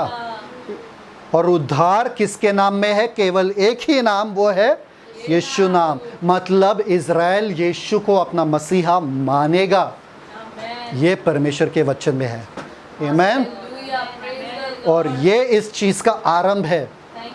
तो परमेश्वर के वचन में लिखा है, यदि हम रोमन्स अगर हम सीखेंगे ना, बहुत सुंदर है। रोमन्स में लिखा है, यदि उनका हटाए जाना हमारे लिए इतना सौभाग्य की बात है, इतना मतलब ब्लेसिंग्स हमारे ऊपर आए जब यहूदी लोगों को हटाया, जब यहूदी लोगों को ऐड करेंगे अंदर, और कितना खूबसूरत हमारा जिंदगी होगा। Ready? Okay, so there is hope for Israel. Israel के लिए आशा है। Now see the 7 year tribulation. ये वापस से देख लो, 7 year tribulation, rapture and return, ये सबको पता है, रैप्चर और return. Evangelists of the gospel in the first 3.5 years, मतलब पहले 3.5 साल में इवेंजलिस्ट कौन है? यहूदी लोग। 1,44,000 यहूदी लोग सुसमाचार का प्रचार करेंगे। उस समय में और कोई प्रचार नहीं करेगा, ये लोग ही प्रचार करेंगे। उससे कौन आएगा? वेदी के नीचे वाले प्राण, वो लोग आने वाले हैं। और अगले 3.5 साल के जो लोग बचने वाले, वो लोग भी इसी सुसमाचार की वजह से आने वाले। समझ में आया? मिडिल वीक और लास्ट 3.5 साल में सुसमाचार कौन देता है? क्योंकि इस मिडिल हफ्ते में, ये मध्य वीक में 1,44,000 यहूदियों का रैप्चर हो जाता है। 5 रैप्चर है ना, सिखाया ना रैप्चर करते वक्त। 1,44,000 यहूदी का रैप्चर होता है। किसमें? मिडिल वीक में, मध्य वीक में। ये कहाँ पे देखने को मिलता है? हम देखेंगे ना, पूरा रेवलेशन आज ही नहीं सीखना, सील्ड वाला उनका रैप्चर होने वाला। अभी चर्च भी गायब है, तो 1,44,000 जूस प्रचार करने लगे। 1,44,000 यहूदियों का भी रैप्चर होने वाला है। फिर कौन प्रचार करेगा?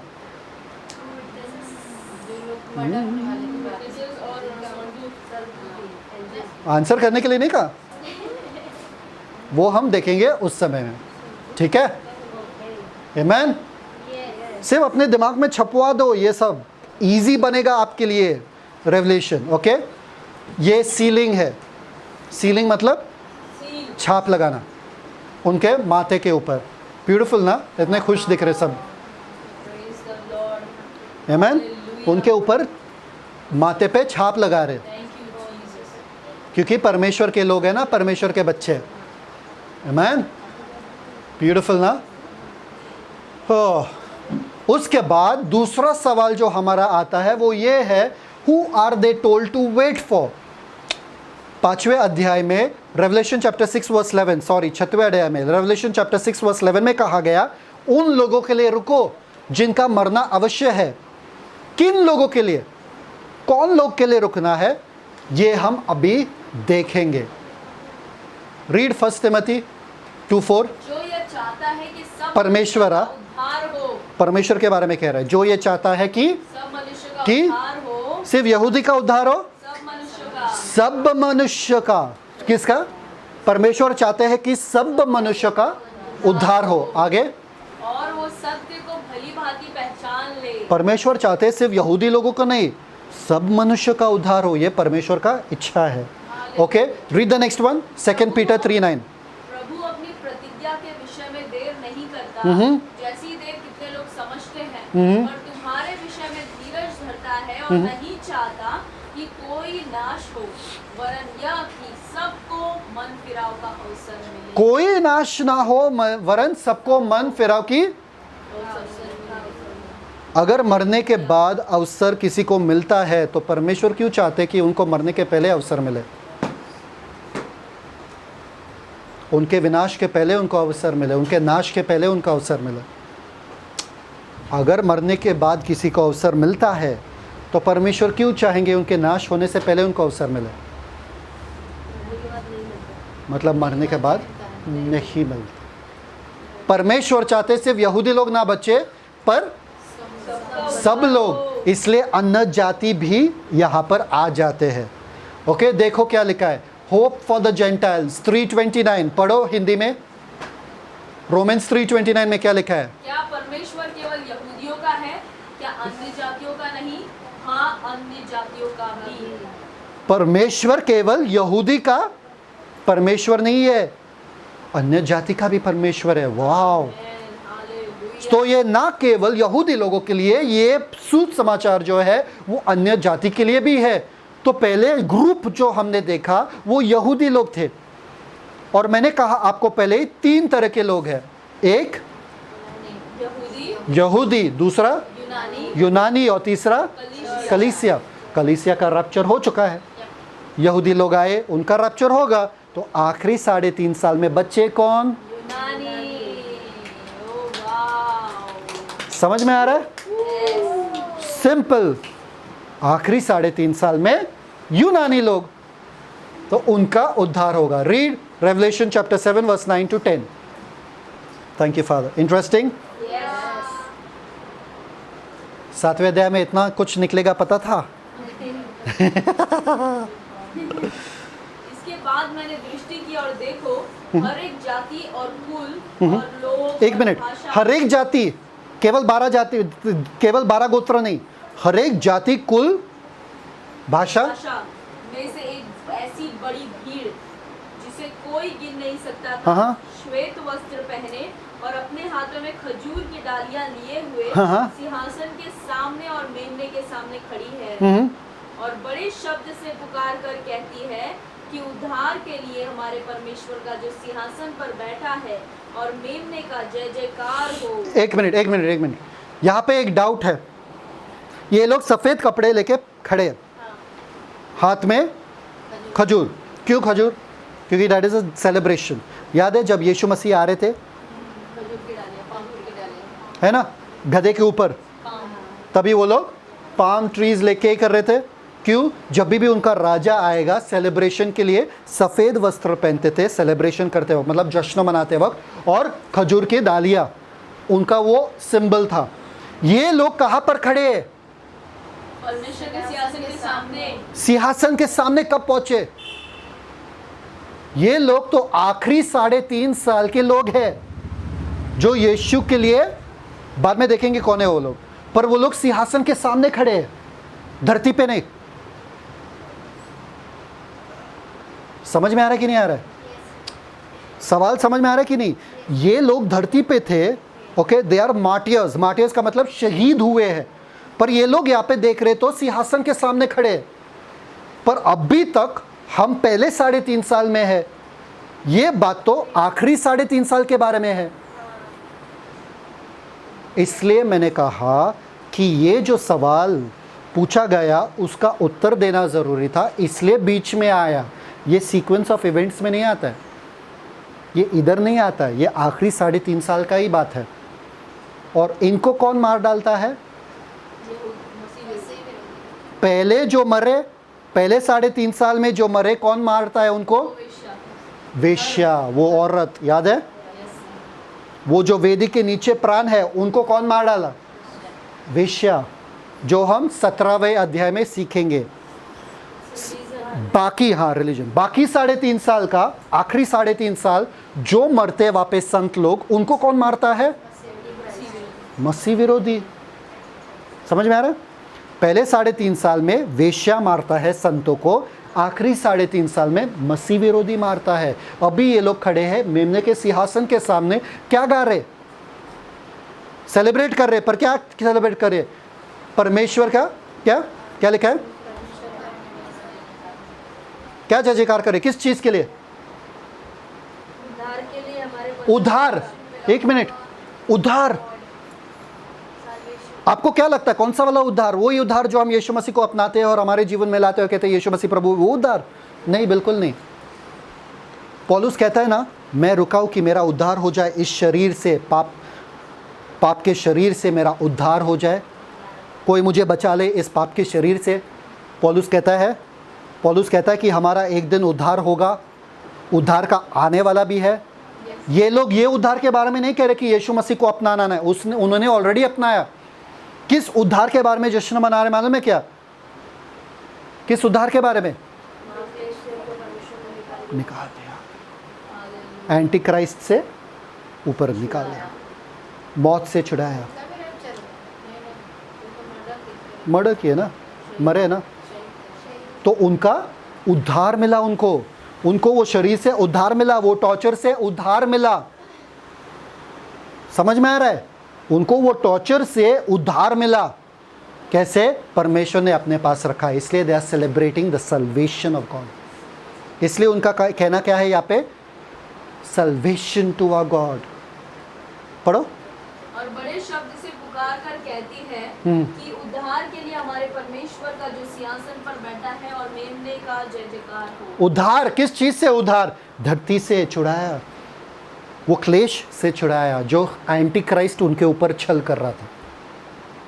भले ही उनका मौत हुआ उससे, भले ही उनका मौत हुआ, वो मारे गए वचन के वजह से। आगे देखेंगे, आगे देखेंगे, चलो विल सी आगे। Come on, celebration and rejoicing. ये देखो, ये लोग हैं इतने खुश है, देखो, हाँ, वाइट रोब्स, पाम ब्रांचेस, बहुत खुश है वो लोग। सेलिब्रेशन एंड रिजॉइसिंग, जश्न मना रहे। Read 11 and 12। और सारे स्वर्गदूत उस सिंहासन और प्राचीनों और चारों प्राणियों के चारों ओर खड़े हैं। फिर वह सिंहासन के सामने मुंह के बल गिर पड़े और परमेश्वर को दंडवत करके कहा, आमीन।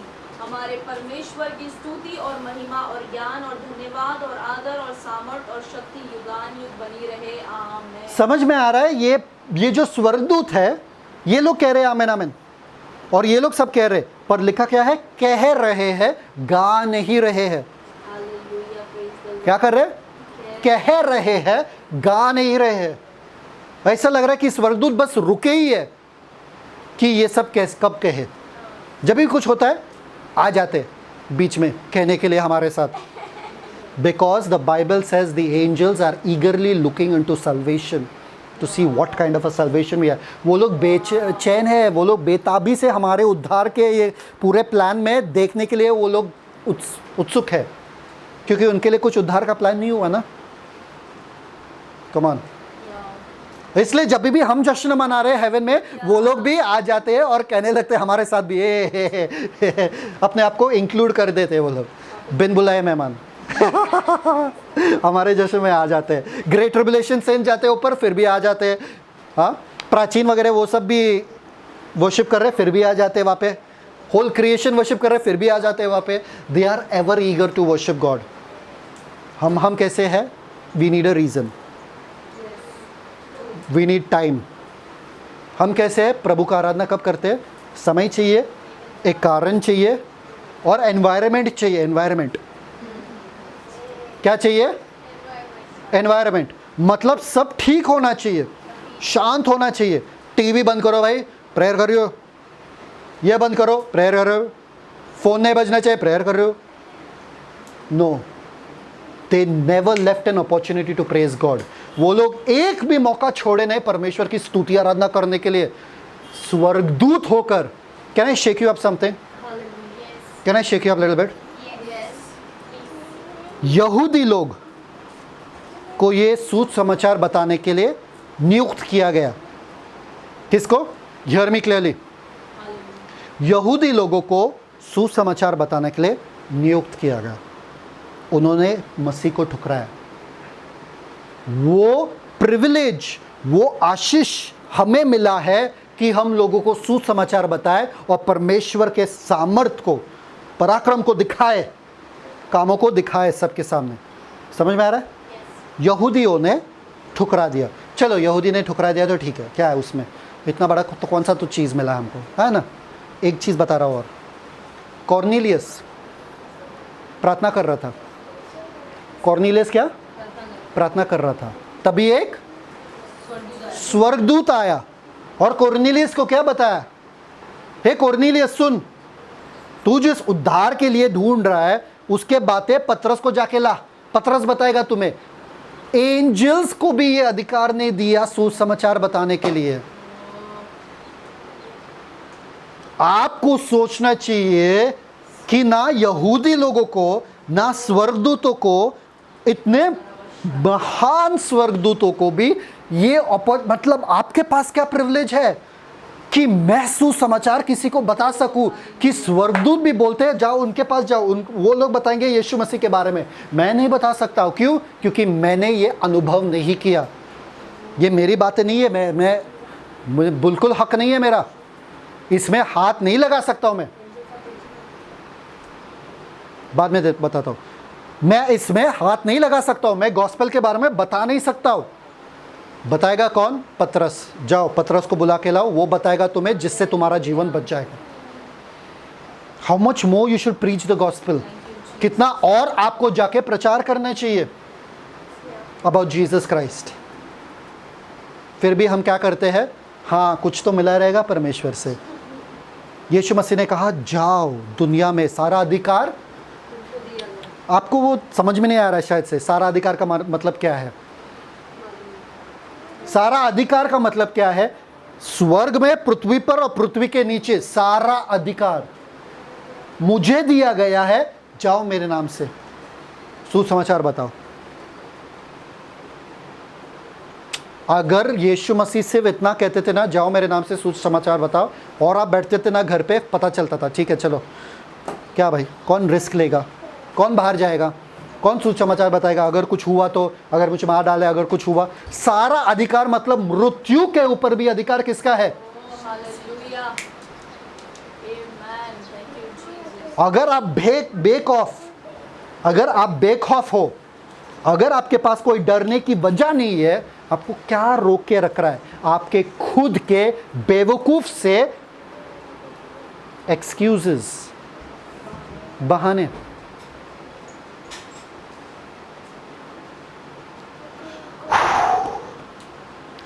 आदम को क्या बोला था?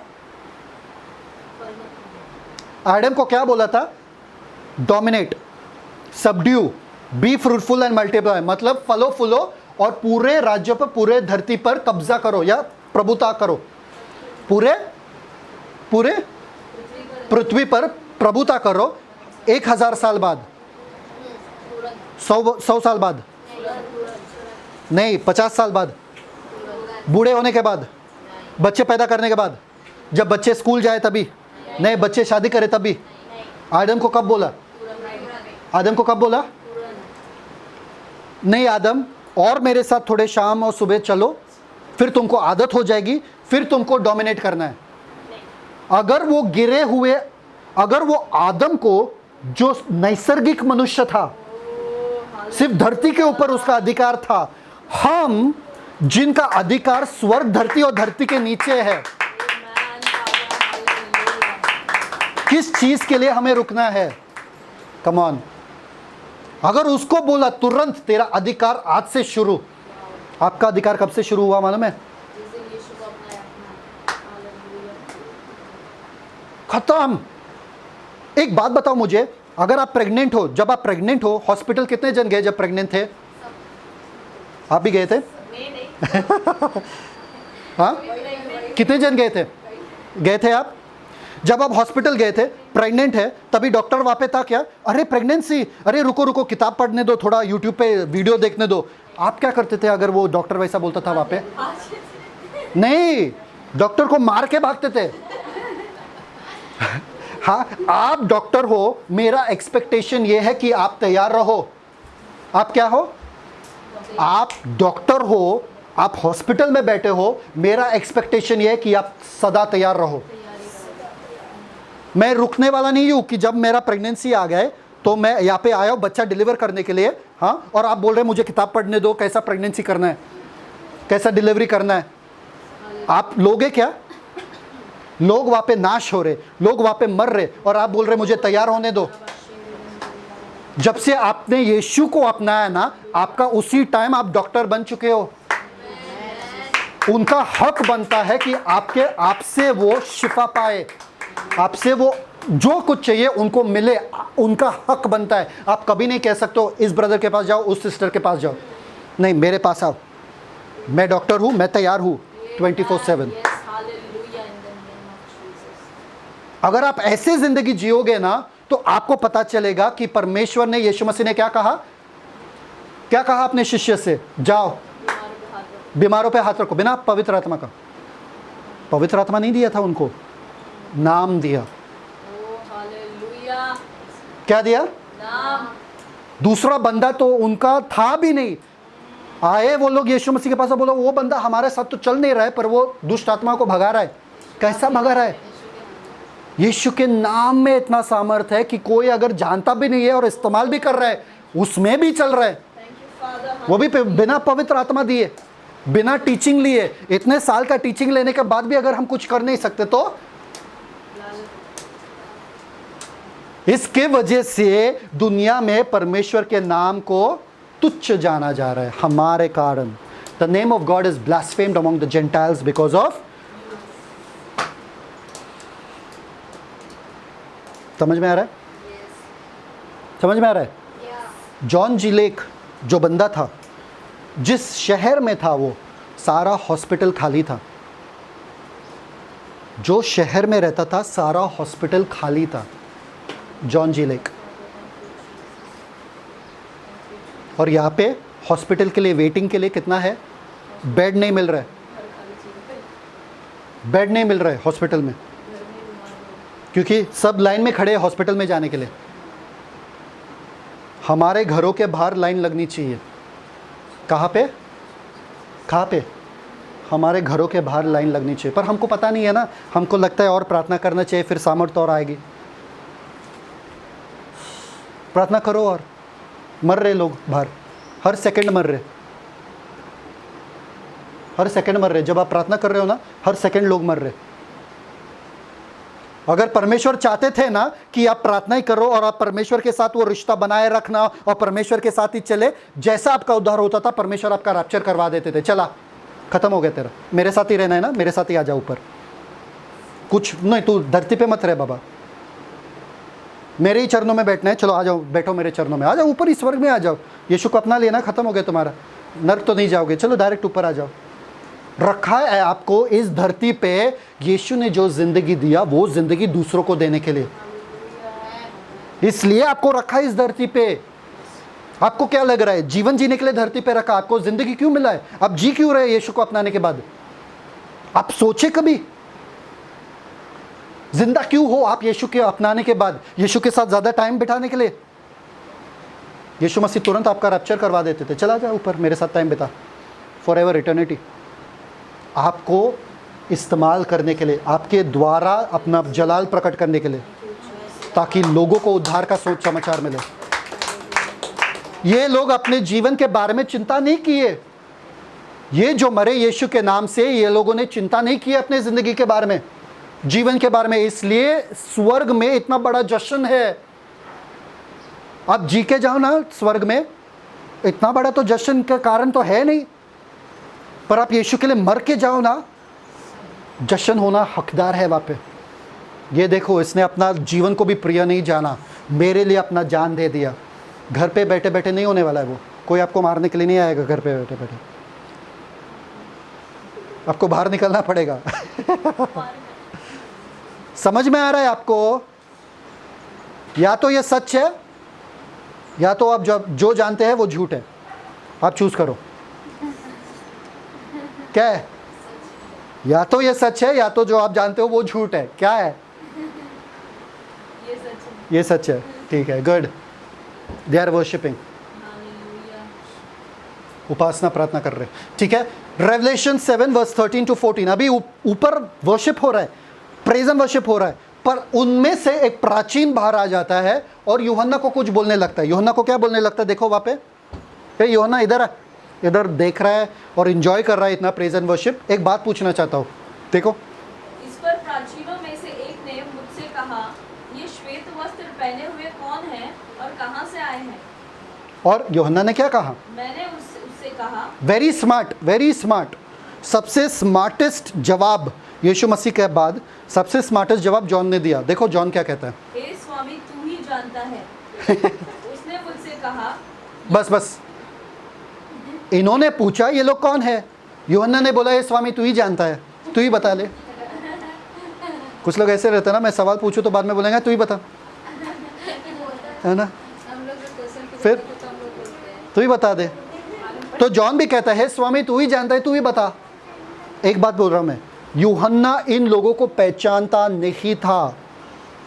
जब गोत्र का जिक्र हो रहा था यूहन्ना ने कुछ नहीं पूछा, क्योंकि यूहन्ना को मालूम है गोत्र कौन है, यहूदियों का गोत्र के बारे में पता है। पर इन लोगों को यूहन्ना ने कभी नहीं देखा। क्यों? क्योंकि ये आने वाले समय में होने वाला है। जब गोत्र का जिक्र हुआ तभी यूहन्ना ने नहीं पूछा ये कौन है, मैं नहीं जानता हूँ, अनजान नहीं था, उनको मालूम है ये 12 गोत्र है। पर इसमें यूहन्ना कुछ नहीं जानता। यूहन्ना बोलता मुझे नहीं मालूम ये कौन है, आप ही बताओ। क्यों? क्योंकि ये आने वाले समय के लोग हैं, इसलिए प्राचीनों को भी यूहन्ना नहीं पहचानता था। क्यों? प्राचीन कौन है? Raptured saints. यूहन्ना ने देखा चर्च को कभी? रैप्चर्ड चर्च को देखा ऊपर? नहीं, क्योंकि रैप्चर अभी तक हुआ नहीं है। समझ में आ रहा है? नहीं समझ में आया? समझ में आया? जो अभी कहा, यूहन्ना पहले जो ग्रुप है उनको पहचानता था, क्योंकि 12 गोत्र के बारे में यूहन्ना जानता था। पर इन लोगों को यूहन्ना नहीं पहचानता था, क्योंकि ये आने वाले दिनों में आने वाले हैं। तो ये कहाँ से है, कौन है, कैसा इनका हश्र होगा, किसने उनको मारा, उनको कुछ नहीं पता। 12 गोत्र तो इतिहास का बात है ना, पर ये ग्रेट ट्रिब्युलेशन सेंस फ्यूचर के बातें हैं। तभी यूहन्ना ने देखा नहीं तभी, तो इसलिए यूहन्ना को पता नहीं ये कहाँ से आए। तो वो क्या कहता है उसको, वो प्राचीन क्या कहता है उनसे? उसने मुझसे कहा, ये वे हैं जो उस बड़े क्लेश में से निकल कर आए हैं। इन्होंने अपने अपने वस्त्र मेमने के लहू में धोकर श्वेत किए हैं। ये वे हैं जो कहाँ से आए? महाक्लेश। महाक्लेश से। पहला वाला सिर्फ क्लेश है, पहला 3.5 साल सिर्फ क्लेश है, दूसरा 3.5 साल महाक्लेश है। इसलिए मैं कहता हूं कि ये लोग महाक्लेश से बाहर आए, क्लेश से नहीं। सिंपल। और अपने वस्त्र को किस में सफ़ेद किया उन्होंने? मेमने के लहू से। वाह, ये हमको भी मालूम है कि हमें शुद्ध किया है यीशु मसीह ने अपने लहू बहाकर। Beautiful, amen, what a thing. 7 verse 15 to 17, Revelation 7 verse 15 to 17, end आ गया, खत्म हुआ। हालेलुया। हाँ, best hallelujah comes here, come on से। इस कारण, हाँ। इसी कारण वे परमेश्वर के सिंहासन के सामने हैं और उसके मंदिर में दिन रात उसकी सेवा करते हैं। हाँ। और जो सिंहासन पर बैठा है वह उनके ऊपर अपना तंबू तानेगा। वे फिर भूखे और प्यासे न होंगे और न उन पर धूप न कोई तपन पड़ेगी, क्योंकि मेमना जो सिंहासन के बीच में है हाँ। उनकी रखवाली करेगा और उन्हें जीवन रूपी जल के सोतों के पास ले जाया करेगा, और परमेश्वर उनकी आंखों से सब आंसू पोंछ डालेगा। Wow, hallelujah. ब्यूटीफुल। क्योंकि इन लोगों ने यीशु मसीह के लिए अपना जान दे दिया। What a blessing they getting. Number 1 blessing, they are before the throne of God. परमेश्वर के सिंहासन के सामने। Hallelujah. Next, serve him day and night. His temple। Remember pillar. आप देखो परमेश्वर के मंदिर का भाग कैसे बन सकते हो, परमेश्वर के मंदिर में कैसे सेवकाई कर सकते हो। परमेश्वर का मंदिर जब धरती पे आएगा, कुछ लोग बाहर भी रहेंगे ना धरती के ऊपर, बाकी ख्रिस्ती वगैरह धरती पे रहेंगे ना राज्य करते हुए, मेन लोग परमेश्वर के मंदिर में भी रहेंगे कुछ लोग। तो परमेश्वर के मंदिर के पार्ट कैसे बन सकते हो? हालेलुया। शहीदों के। Being an ओवरकमर। फिलाडेल्फिया को कहा क्या क्या कहा? I'll make you an वो जो जय पाता है मैं उनको एक खंबा बनाऊंगा। खंबा बनाऊंगा। किधर का खंबा? परमेश्वर के मंदिर का। आपको परमेश्वर के मंदिर में रहना है ना, तो ओवरकमर वाला जीवन जियो। हालेलुया। अगर धरती पे राज करना है ना परमेश्वर से दूर, तो ये सीक्रेट है, किसी को मत बताना। काटा हाँ, ये सीक्रेट है कि परमेश्वर के मंदिर में कैसा रहने का। परमेश्वर आपको वहाँ पे ही रखेंगे अगर आप ओवरकमर हो। ओवरकमर किस चीज़ में?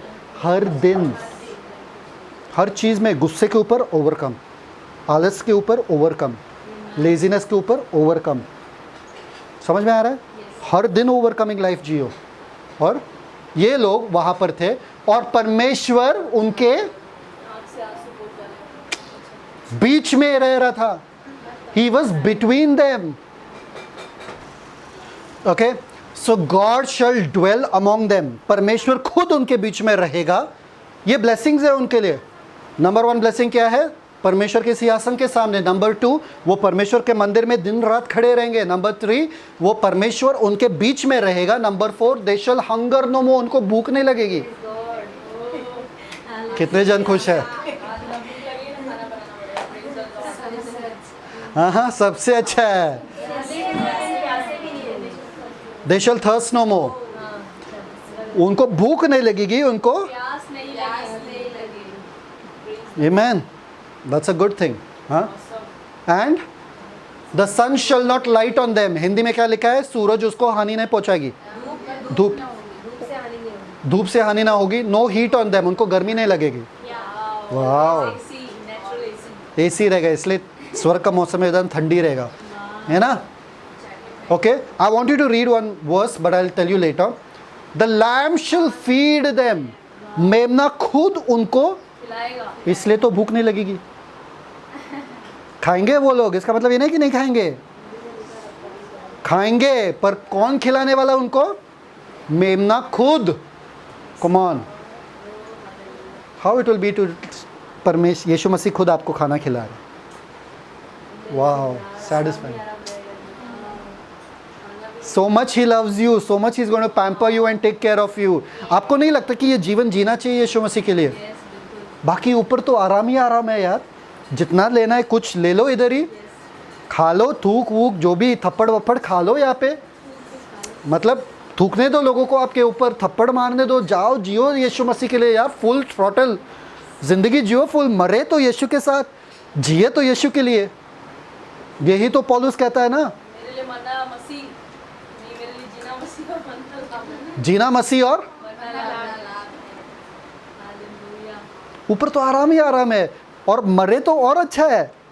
इसलिए वो लोग जो गाँव वाँव में प्रचार करते हैं वो लोग और उनको इंस्टिगेट करते हैं ताकि हम मारो मारो हमको मारो। मेमना आपको खिलाएगा खुद के हाथों से, ये परमेश्वर का वादा है। ब्यूटीफुल। ही शैल, फिर हम भी खा सकते हैं, उसमें क्या है? Will be in the marriage supper of the lamb ना, will come to that, don't worry. He shall lead them to the living fountain of water, इसलिए वो कभी प्यासे नहीं रहेंगे। इसलिए यीशु मसीह ने सामरी स्त्री से भी कहा, उस पानी से अगर पियोगे जो मैं कहने देने वाला हूँ। और क्या हुआ? वो पानी का जल कहाँ है? सौता कहाँ है? यीशु मसीह ने यूहन्ना में कहा क्या? कहाँ से? आपके ही पेट से, जीवन का। इसलिए आप कभी प्यासे नहीं रह सकते हो। पर आप कह रहे हो बाइबल कहता है तो प्यासा होना चाहिए परमेश्वर के लिए, भूखा रहना चाहिए परमेश्वर के लिए। ये क्या है? भूखा तब तक हो, प्यासे तब तक हो जब तक आपको परमेश्वर नहीं मिलता। अभी यीशु मिल गया ना, तो प्यास मिटनी चाहिए, भूख मिटनी चाहिए। हाँ यहाँ, क्योंकि ये दाऊद क्या कहता है? जैसे हिरनी प्यासी है पानी के लिए, पर पानी मिलने के बाद प्यासी होती है क्या? तब तक ही है ना प्यासी। तो जब आपको परमेश्वर मिल गया, अभी भी प्यासे हो, अभी भी भूखे हो, ऐसा नहीं कहने का भूखा हूँ मैं तुम्हारे लिए, प्यासा हूँ मैं तुम्हारे लिए। नहीं, मैं तृप्त हूँ, क्योंकि यीशु मसीह ने कहा एक बार तुम इससे पियो, तुम्हें कभी यहाँ से वापस आना नहीं पड़ेगा। समझ में आ रहा है?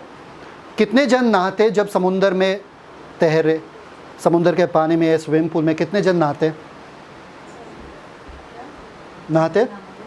नहाना मतलब क्या होता है? साबुन लगाना बदन पे। नहाते? नहीं नहाते। नहाते? पानी में नहाते? जब स्विमिंग पूल में है तभी नहाते कोई? पानी में ही है ना। कितने जन पानी पीते हैं जब स्विमिंग पूल में है?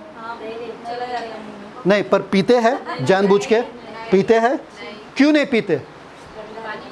क्योंकि आप पानी में ही तो।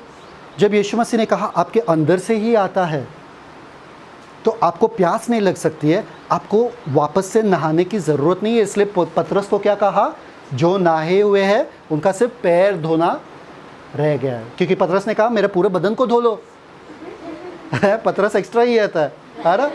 पर यीशु मसीह ने कहा you are washed by the word I have spoken to you. तुम साफ किए गए हो, यू आर क्लीन, आप राइचियसनेस ऑफ गॉड हो। कभी कभी पैर गंदा होता है, इसका मतलब ये नहीं कि आप पाप हो। समझ में आ रहा है? पैर को साफ करो, चलते बनो। समझ में आ रहा है? जब आप सफेद कपड़े पहने हो, आपका पैर सिर्फ गंदा होता है, आप क्या करते हो? पूरा कपड़े को धोते हो क्या? सिर्फ पैर धोते हो ना। जब आप पाप करते हो, अभी you are the righteousness of God, जब आप पाप करते हो बस thank you Father I have cleaned my feet in the word of the Lord, finish, start walking in righteousness back again. आपको वापस से पीने की जरूरत नहीं, इसलिए nothing of this world can satisfy you. आपको इस दुनिया का कोई भी चीज नहीं है जो आपको तृप्त कर सकता है। आप करोगे ना तो भी आपको लगेगा अरे खालीपन है यार इसमें, शॉपिंग करो तो भी खालीपन है। नहीं, कोई एमेन नहीं आ रहा है उसमें, ठीक है छोड़ो। हाँ, कितना भी खाना खाओ, खाना बनाना, आपको हमेशा वो व्यर्थ लगता है। क्यों वो फीलिंग वापस आता है? क्योंकि आप किसी और चीज से तृप्त हो और आपको उसी में रहना है, इसलिए बाकी जो चीज़ है आपको नहीं मज़ा आता है। अगर मज़ा आ रहा है तो मतलब आप यहाँ पे तृप्त नहीं हो। जो लोग सिर्फ अपने पैर स्विमिंग पूल में डाले हैं ना, वो पानी भी पी सकते हैं, वो नहा भी सकते हैं, सिर्फ स्विमिंग पूल में पैर डाले। पर जो पूरी तरीके से डूबे हुए हैं स्विमिंग पूल में, उनको ना पानी की ज़रूरत है ना नहाने की ज़रूरत है। कम ऑन, तो सिर्फ पैर मत डुबा के रखना स्विमिंग पूल में, यीशु मसीह बहता दरिया है, उनमें डूब जाओ। आमेन, यस मैन। एजिकल का मतलब मालूम है ना? एजिकल जब पानी में चल रहा था तभी इधर तक पानी था, फिर इधर तक आ गया, फिर कमर तक आ गया, कमर जब आ गया तभी उसको लेके जा रहा था, पर फिर भी पूरी तरीके से नहीं, और फाइनली पानी छाती के ऊपर आ गया, और फिर वो पानी के बहाव के हिसाब से जा रहा था। आप जब तक यीशु के हिसाब से नहीं जाने वाले हो तो आप अभी तक नीचे पानी में हो। Correct? Next, okay. God shall wipe away all tears from their eyes. परमेश्वर उनके आंखों से सब आंसू पोंछ देना। कौन करेगा? क्यों रोते बैठेंगे वो लोग स्वर्ग में? कुछ लोग ऐसे हैं जो इधर रोने से उनको शांति नहीं मिलती है, स्वर्ग में जाके भी रोएंगे, परमेश्वर हम आगे, परमेश्वर हम आगे, परमेश्वर बोला अरे इधर तो बंद करो रोना यार। I want you to read one verse which is very beautiful in the Old Testament. आपको लगता है ये यूहन्ना ने अपने दिमाग से लिया? नहीं, रीड Isaiah 49:10। इसलिए मैं कहा पूरा रेवलेशन ओल्ड टेस्टमेंट से ही लिया गया। Isaiah 49:10, आपको शॉक हो जाएगा कि ये वर्ड्स बाइबल में है। Isaiah 49:10,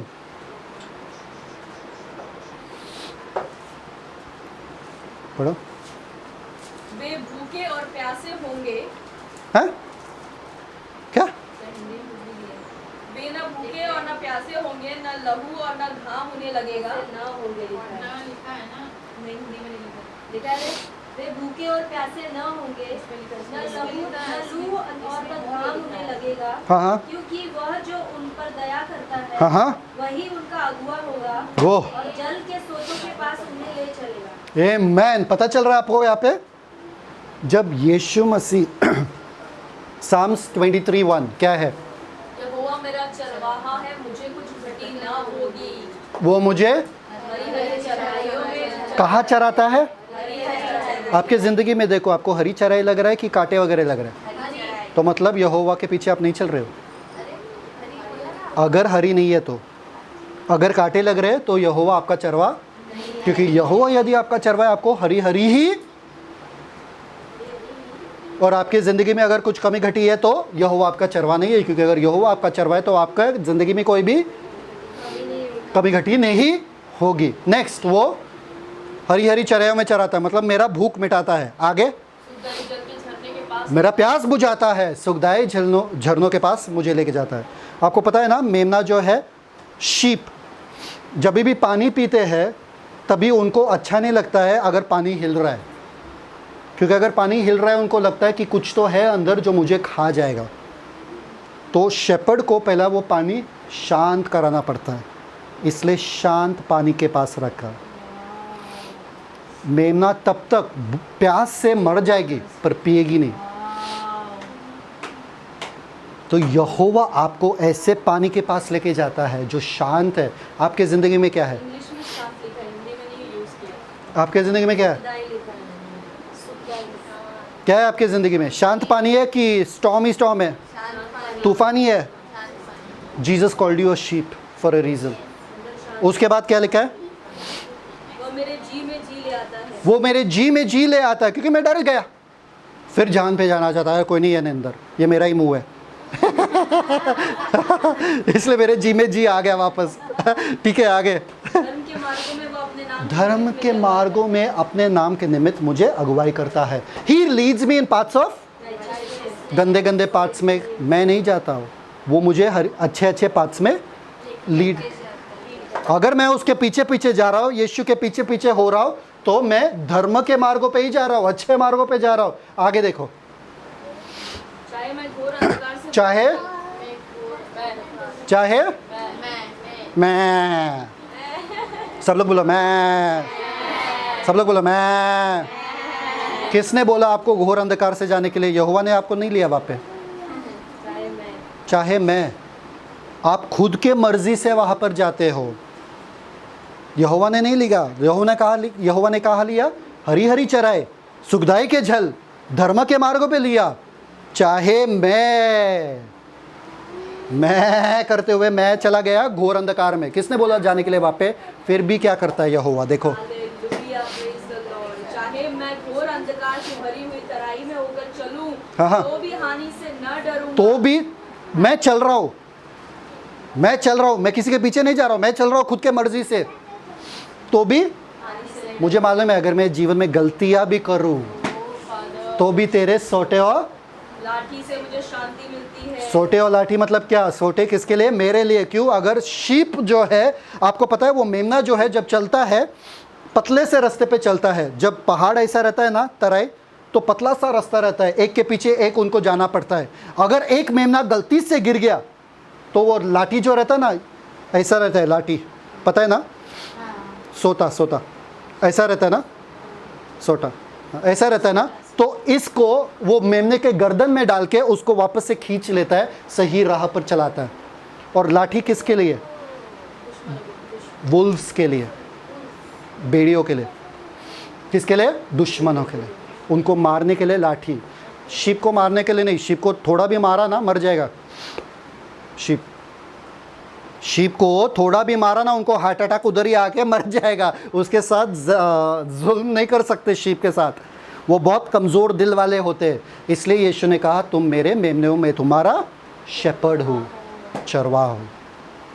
देखा, सोटे और लाठी। आगे, तू मेरे सताने वालों के सामने मेरे लिए मेज बिछाता है। सताने वालों के सामने मेज बिछाता है मतलब क्या? जब शीप ना खाते हैं खाना, तो उनको चाहिए कि कोई उनके इर्द गिर्द चलता रहे, तो शेपर्ड को चलना पड़ता है। शेपर्ड एक बाजू में बैठा ना, थोड़ा खाएंगे देखेंगे शेपर्ड है क्या, थोड़ा खाएंगे देखेंगे शेपर्ड है क्या, है भाई छोड़ के तो नहीं गया।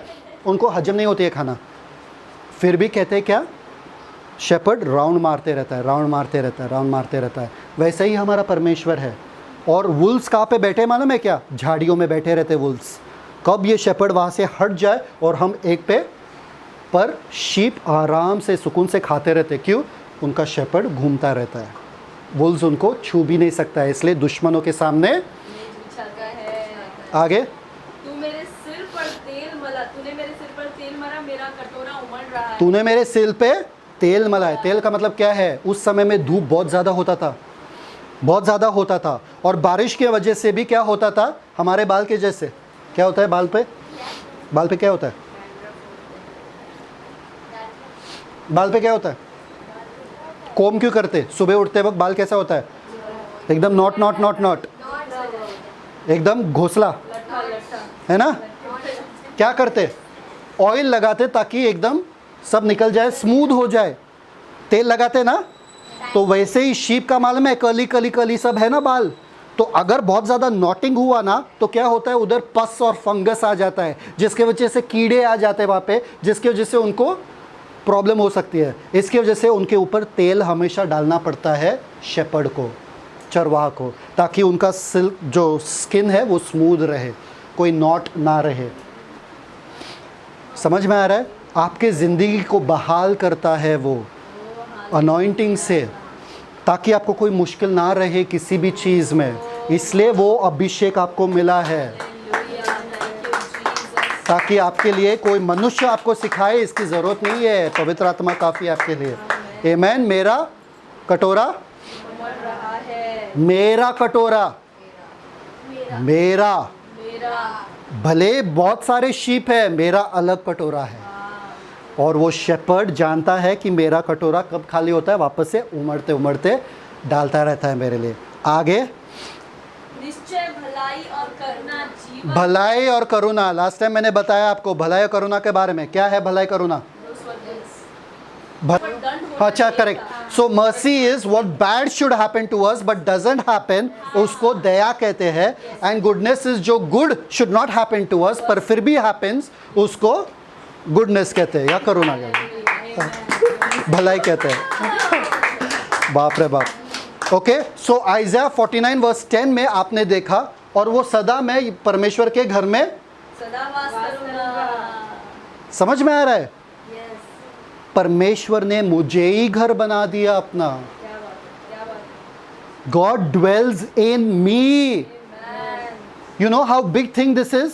परमेश्वर मुझ में रहते हैं। माउंट सिनाई पे जब परमेश्वर उतरे थे तभी तूफान, बादल और ये सब था, गर्जन था, कोई छू भी नहीं सकता था पहाड़ को।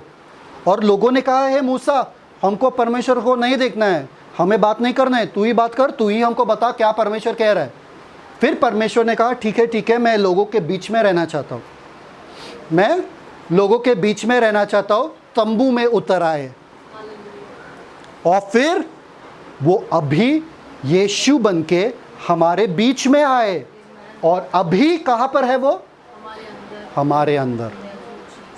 You are getting it? परमेश्वर का मंदिर, परमेश्वर का घर कौन है? And it out. हम हैं। परमेश्वर का घर कौन है? हम है। Amen. Two groups, 7 years tribulation, rapture and return. First 3.5 years में 7वें अध्याय 1 से लेके 8, और आखिरी 3.5 साल में जेंटाइल सेंट्स, यूनानी संत, 9 से लेके 17। समझ में आया? तो चैप्टर 7 अध्याय 7 जब भी आप पढ़ते हो आपको 2 भागों में उसको कलर करना है। पहला भाग यहूदी लोगों का है, दूसरा भाग यूनानी लोगों का है। समझ में आ रहा है? Clean and clear? Next, 7 year tribulation, rapture and return. Okay, ये बैठ गया आपके दिमाग में? अभी देखो, 1,44,000 यहूदियों ने उन प्राणों को प्रचार किया जो वेदी के नीचे है। मिडिल वीक उनका रैप्चर हो जाता है। 1,44,000 यहूदी लोगों का रैप्चर हो जाता है बीच हफ्ते में। उसके बाद ग्रेट ट्रिबुलेशन सेंट्स आते, पर उनको सुसमाचार किसने दिया वो हम सीखेंगे आगे जाके। आमेन? समझ में आ रहा है? लेसर ट्रिबुलेशन, ग्रेट ट्रिबुलेशन, ये पहले 3.5 साल है, वो आखिरी 3.5 साल है। देखो अभी इसे गौर से। ओके, जो वेदी के नीचे प्राण है और जो महाक्लेश के शहीद है। वेदी के नीचे प्राणों को किसने मार डाला? वो औरत ने, वो औरत ने जो है धर्म। और आखिरी बेबीलोन मतलब एंटी क्राइस्ट, मसीह विरोधी ने ग्रेट ट्रिबुलेशनल मार्टियर्स को मार डाला। ठीक है, ये लोग कह रहे, जो वेदी के नीचे लोग कह रहे, क्या कब तक तू परमेश्वर हमारे न्याय नहीं करेगा उन लोगों के ऊपर जो धरती पे रह रहे? ये लोग क्या कह रहे? जो ग्रेट ट्रिबुलेशन मार्टियर्स है वो लोग क्या कह रहे? उद्धार हो हमारे परमेश्वर का जो सिंहासन के ऊपर है और उस मेमने को। क्यों? क्योंकि ऑलरेडी उद्धार उनको मिल गया। Amen? Yes man, no man? So कौन खड़ा हो सकता है परमेश्वर मेमने के प्रकोप में और परमेश्वर के प्रकोप में? 1,44,000 यहूदी और महासंगठित संत। ये दोनों जन खड़े हो सकते हैं। ये आपको जवाब मिल जाता है जो 6वें अध्याय 17 वचन में। Read 6:17, revelation 6:17।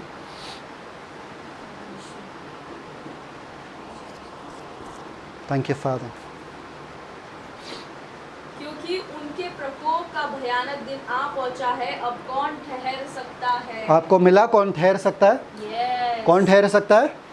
1,44,000 यहूदी और महासंगठित संत। आमेन। द 7th सील, 7वां मोहर। पहला मोहर कौन सा है? सफेद घोड़ा, शांति। दूसरा मोहर? लाल घोड़ा, युद्ध। तीसरा मोहर? काला घोड़ा, अकाल, चौथा, पीला घोड़ा, मृत्यु और अधोलोक, पांचवा, वेदी के नीचे प्राण, छठवा, भूकंप और सूरज, चांद और तारे। फिर बीच में 7वां अध्याय आता है और 7वां मोहर, what is the 7th seal? 7वां मोहर क्या है वो हम अगले बार देखेंगे। आमीन। तो आज भी समय है रैप्चर के पहले कि हम यीशु के लिए ये जीवन जिए, यीशु के लिए ये जीवन जिए। ओके, क्यों? हम वैसे जीवन जिए जो उसके लायक है। Let us be satisfied with him, let us be fulfilled with him, let us be nourished with him, let us live this life for him। मसीह हमारे लिए जीना होना चाहिए और मरना फ़ायदेमंद, मरना फ़ायदेमंद। क्यों? क्योंकि हमारे मसीह के पास ही तो हम जाएंगे। रैप्चर के बाद तो 1,44,000 यहूदी लोग प्रचार करेंगे, उसके बाद हम देखेंगे कौन प्रचार करेंगे आखिरी 3.5 साल में। पर अभी हमारे पास अवसर है यीशु मसीह का सुसमाचार दुनिया के अंत तक लेने के लिए। अगर यीशु मसीह चाहते थे कि हम सुसमाचार ना बताएं, सिर्फ उनके चरणों में समय बिताए, तो हमको जैसा हमारा उद्धार होता था हमको तुरंत लेके जाता था स्वर्ग में। पर वो इस कारण के वजह से हमें रखा है इस धरती पर कि हम दूसरे को, औरों को बताएं और सारे हॉस्पिटल वगैरह सारा खाली करके यीशु मसीह का जो पराक्रमी सामर्थ्य है वो लोगों के सामने डिस्प्ले करें या बताएं। तो इसलिए आओ हम वो जीवन जिए कि इस दिन के बाद हम फुल थ्रॉटल जाके पूरे शिद्दत से, पूरे जुनून से यीशु मसीह के लिए वो जीवन जिए और घर बैठे बैठे नहीं, बाहर जाके लोगों के सामने चिन्ह चमत्कार करके। आमेन? यस में नो मैन? आज का सीख यही है। अगर ये आपको मिला है आपका जीवन बदल जाएगा। आमेन? Thank you, blessed Heavenly Father, for this beautiful word of Father. Thank you, Lord. I believe you have spoken to every one of us, Father. Minister to us, Father, Lord. For we want to live this life only for you, Father. Full throttle, with full energy, with full everything, Father.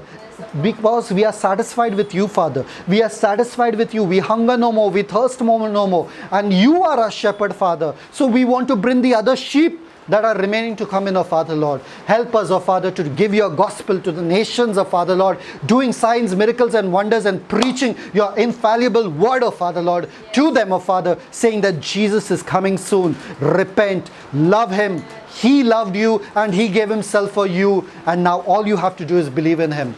Thank you, Father, for this privilege that the Jews lost but will get it later on, and that the angels don't have, Father. That is to preach your gospel, be your ambassadors, and spread the word that Jesus Christ is Lord. Thank you, Father, for one day every knee shall bow and every tongue shall confess that Jesus Christ is Lord, to the glory of Father. Thank you, Master, Lord. We give you all glory, praise, honor, and thanksgiving belongs to you, Lord. In the matchless name of our Lord and Savior, Jesus Christ, we pray. Amen. God bless you. Celebrate the Christ life. Shalom.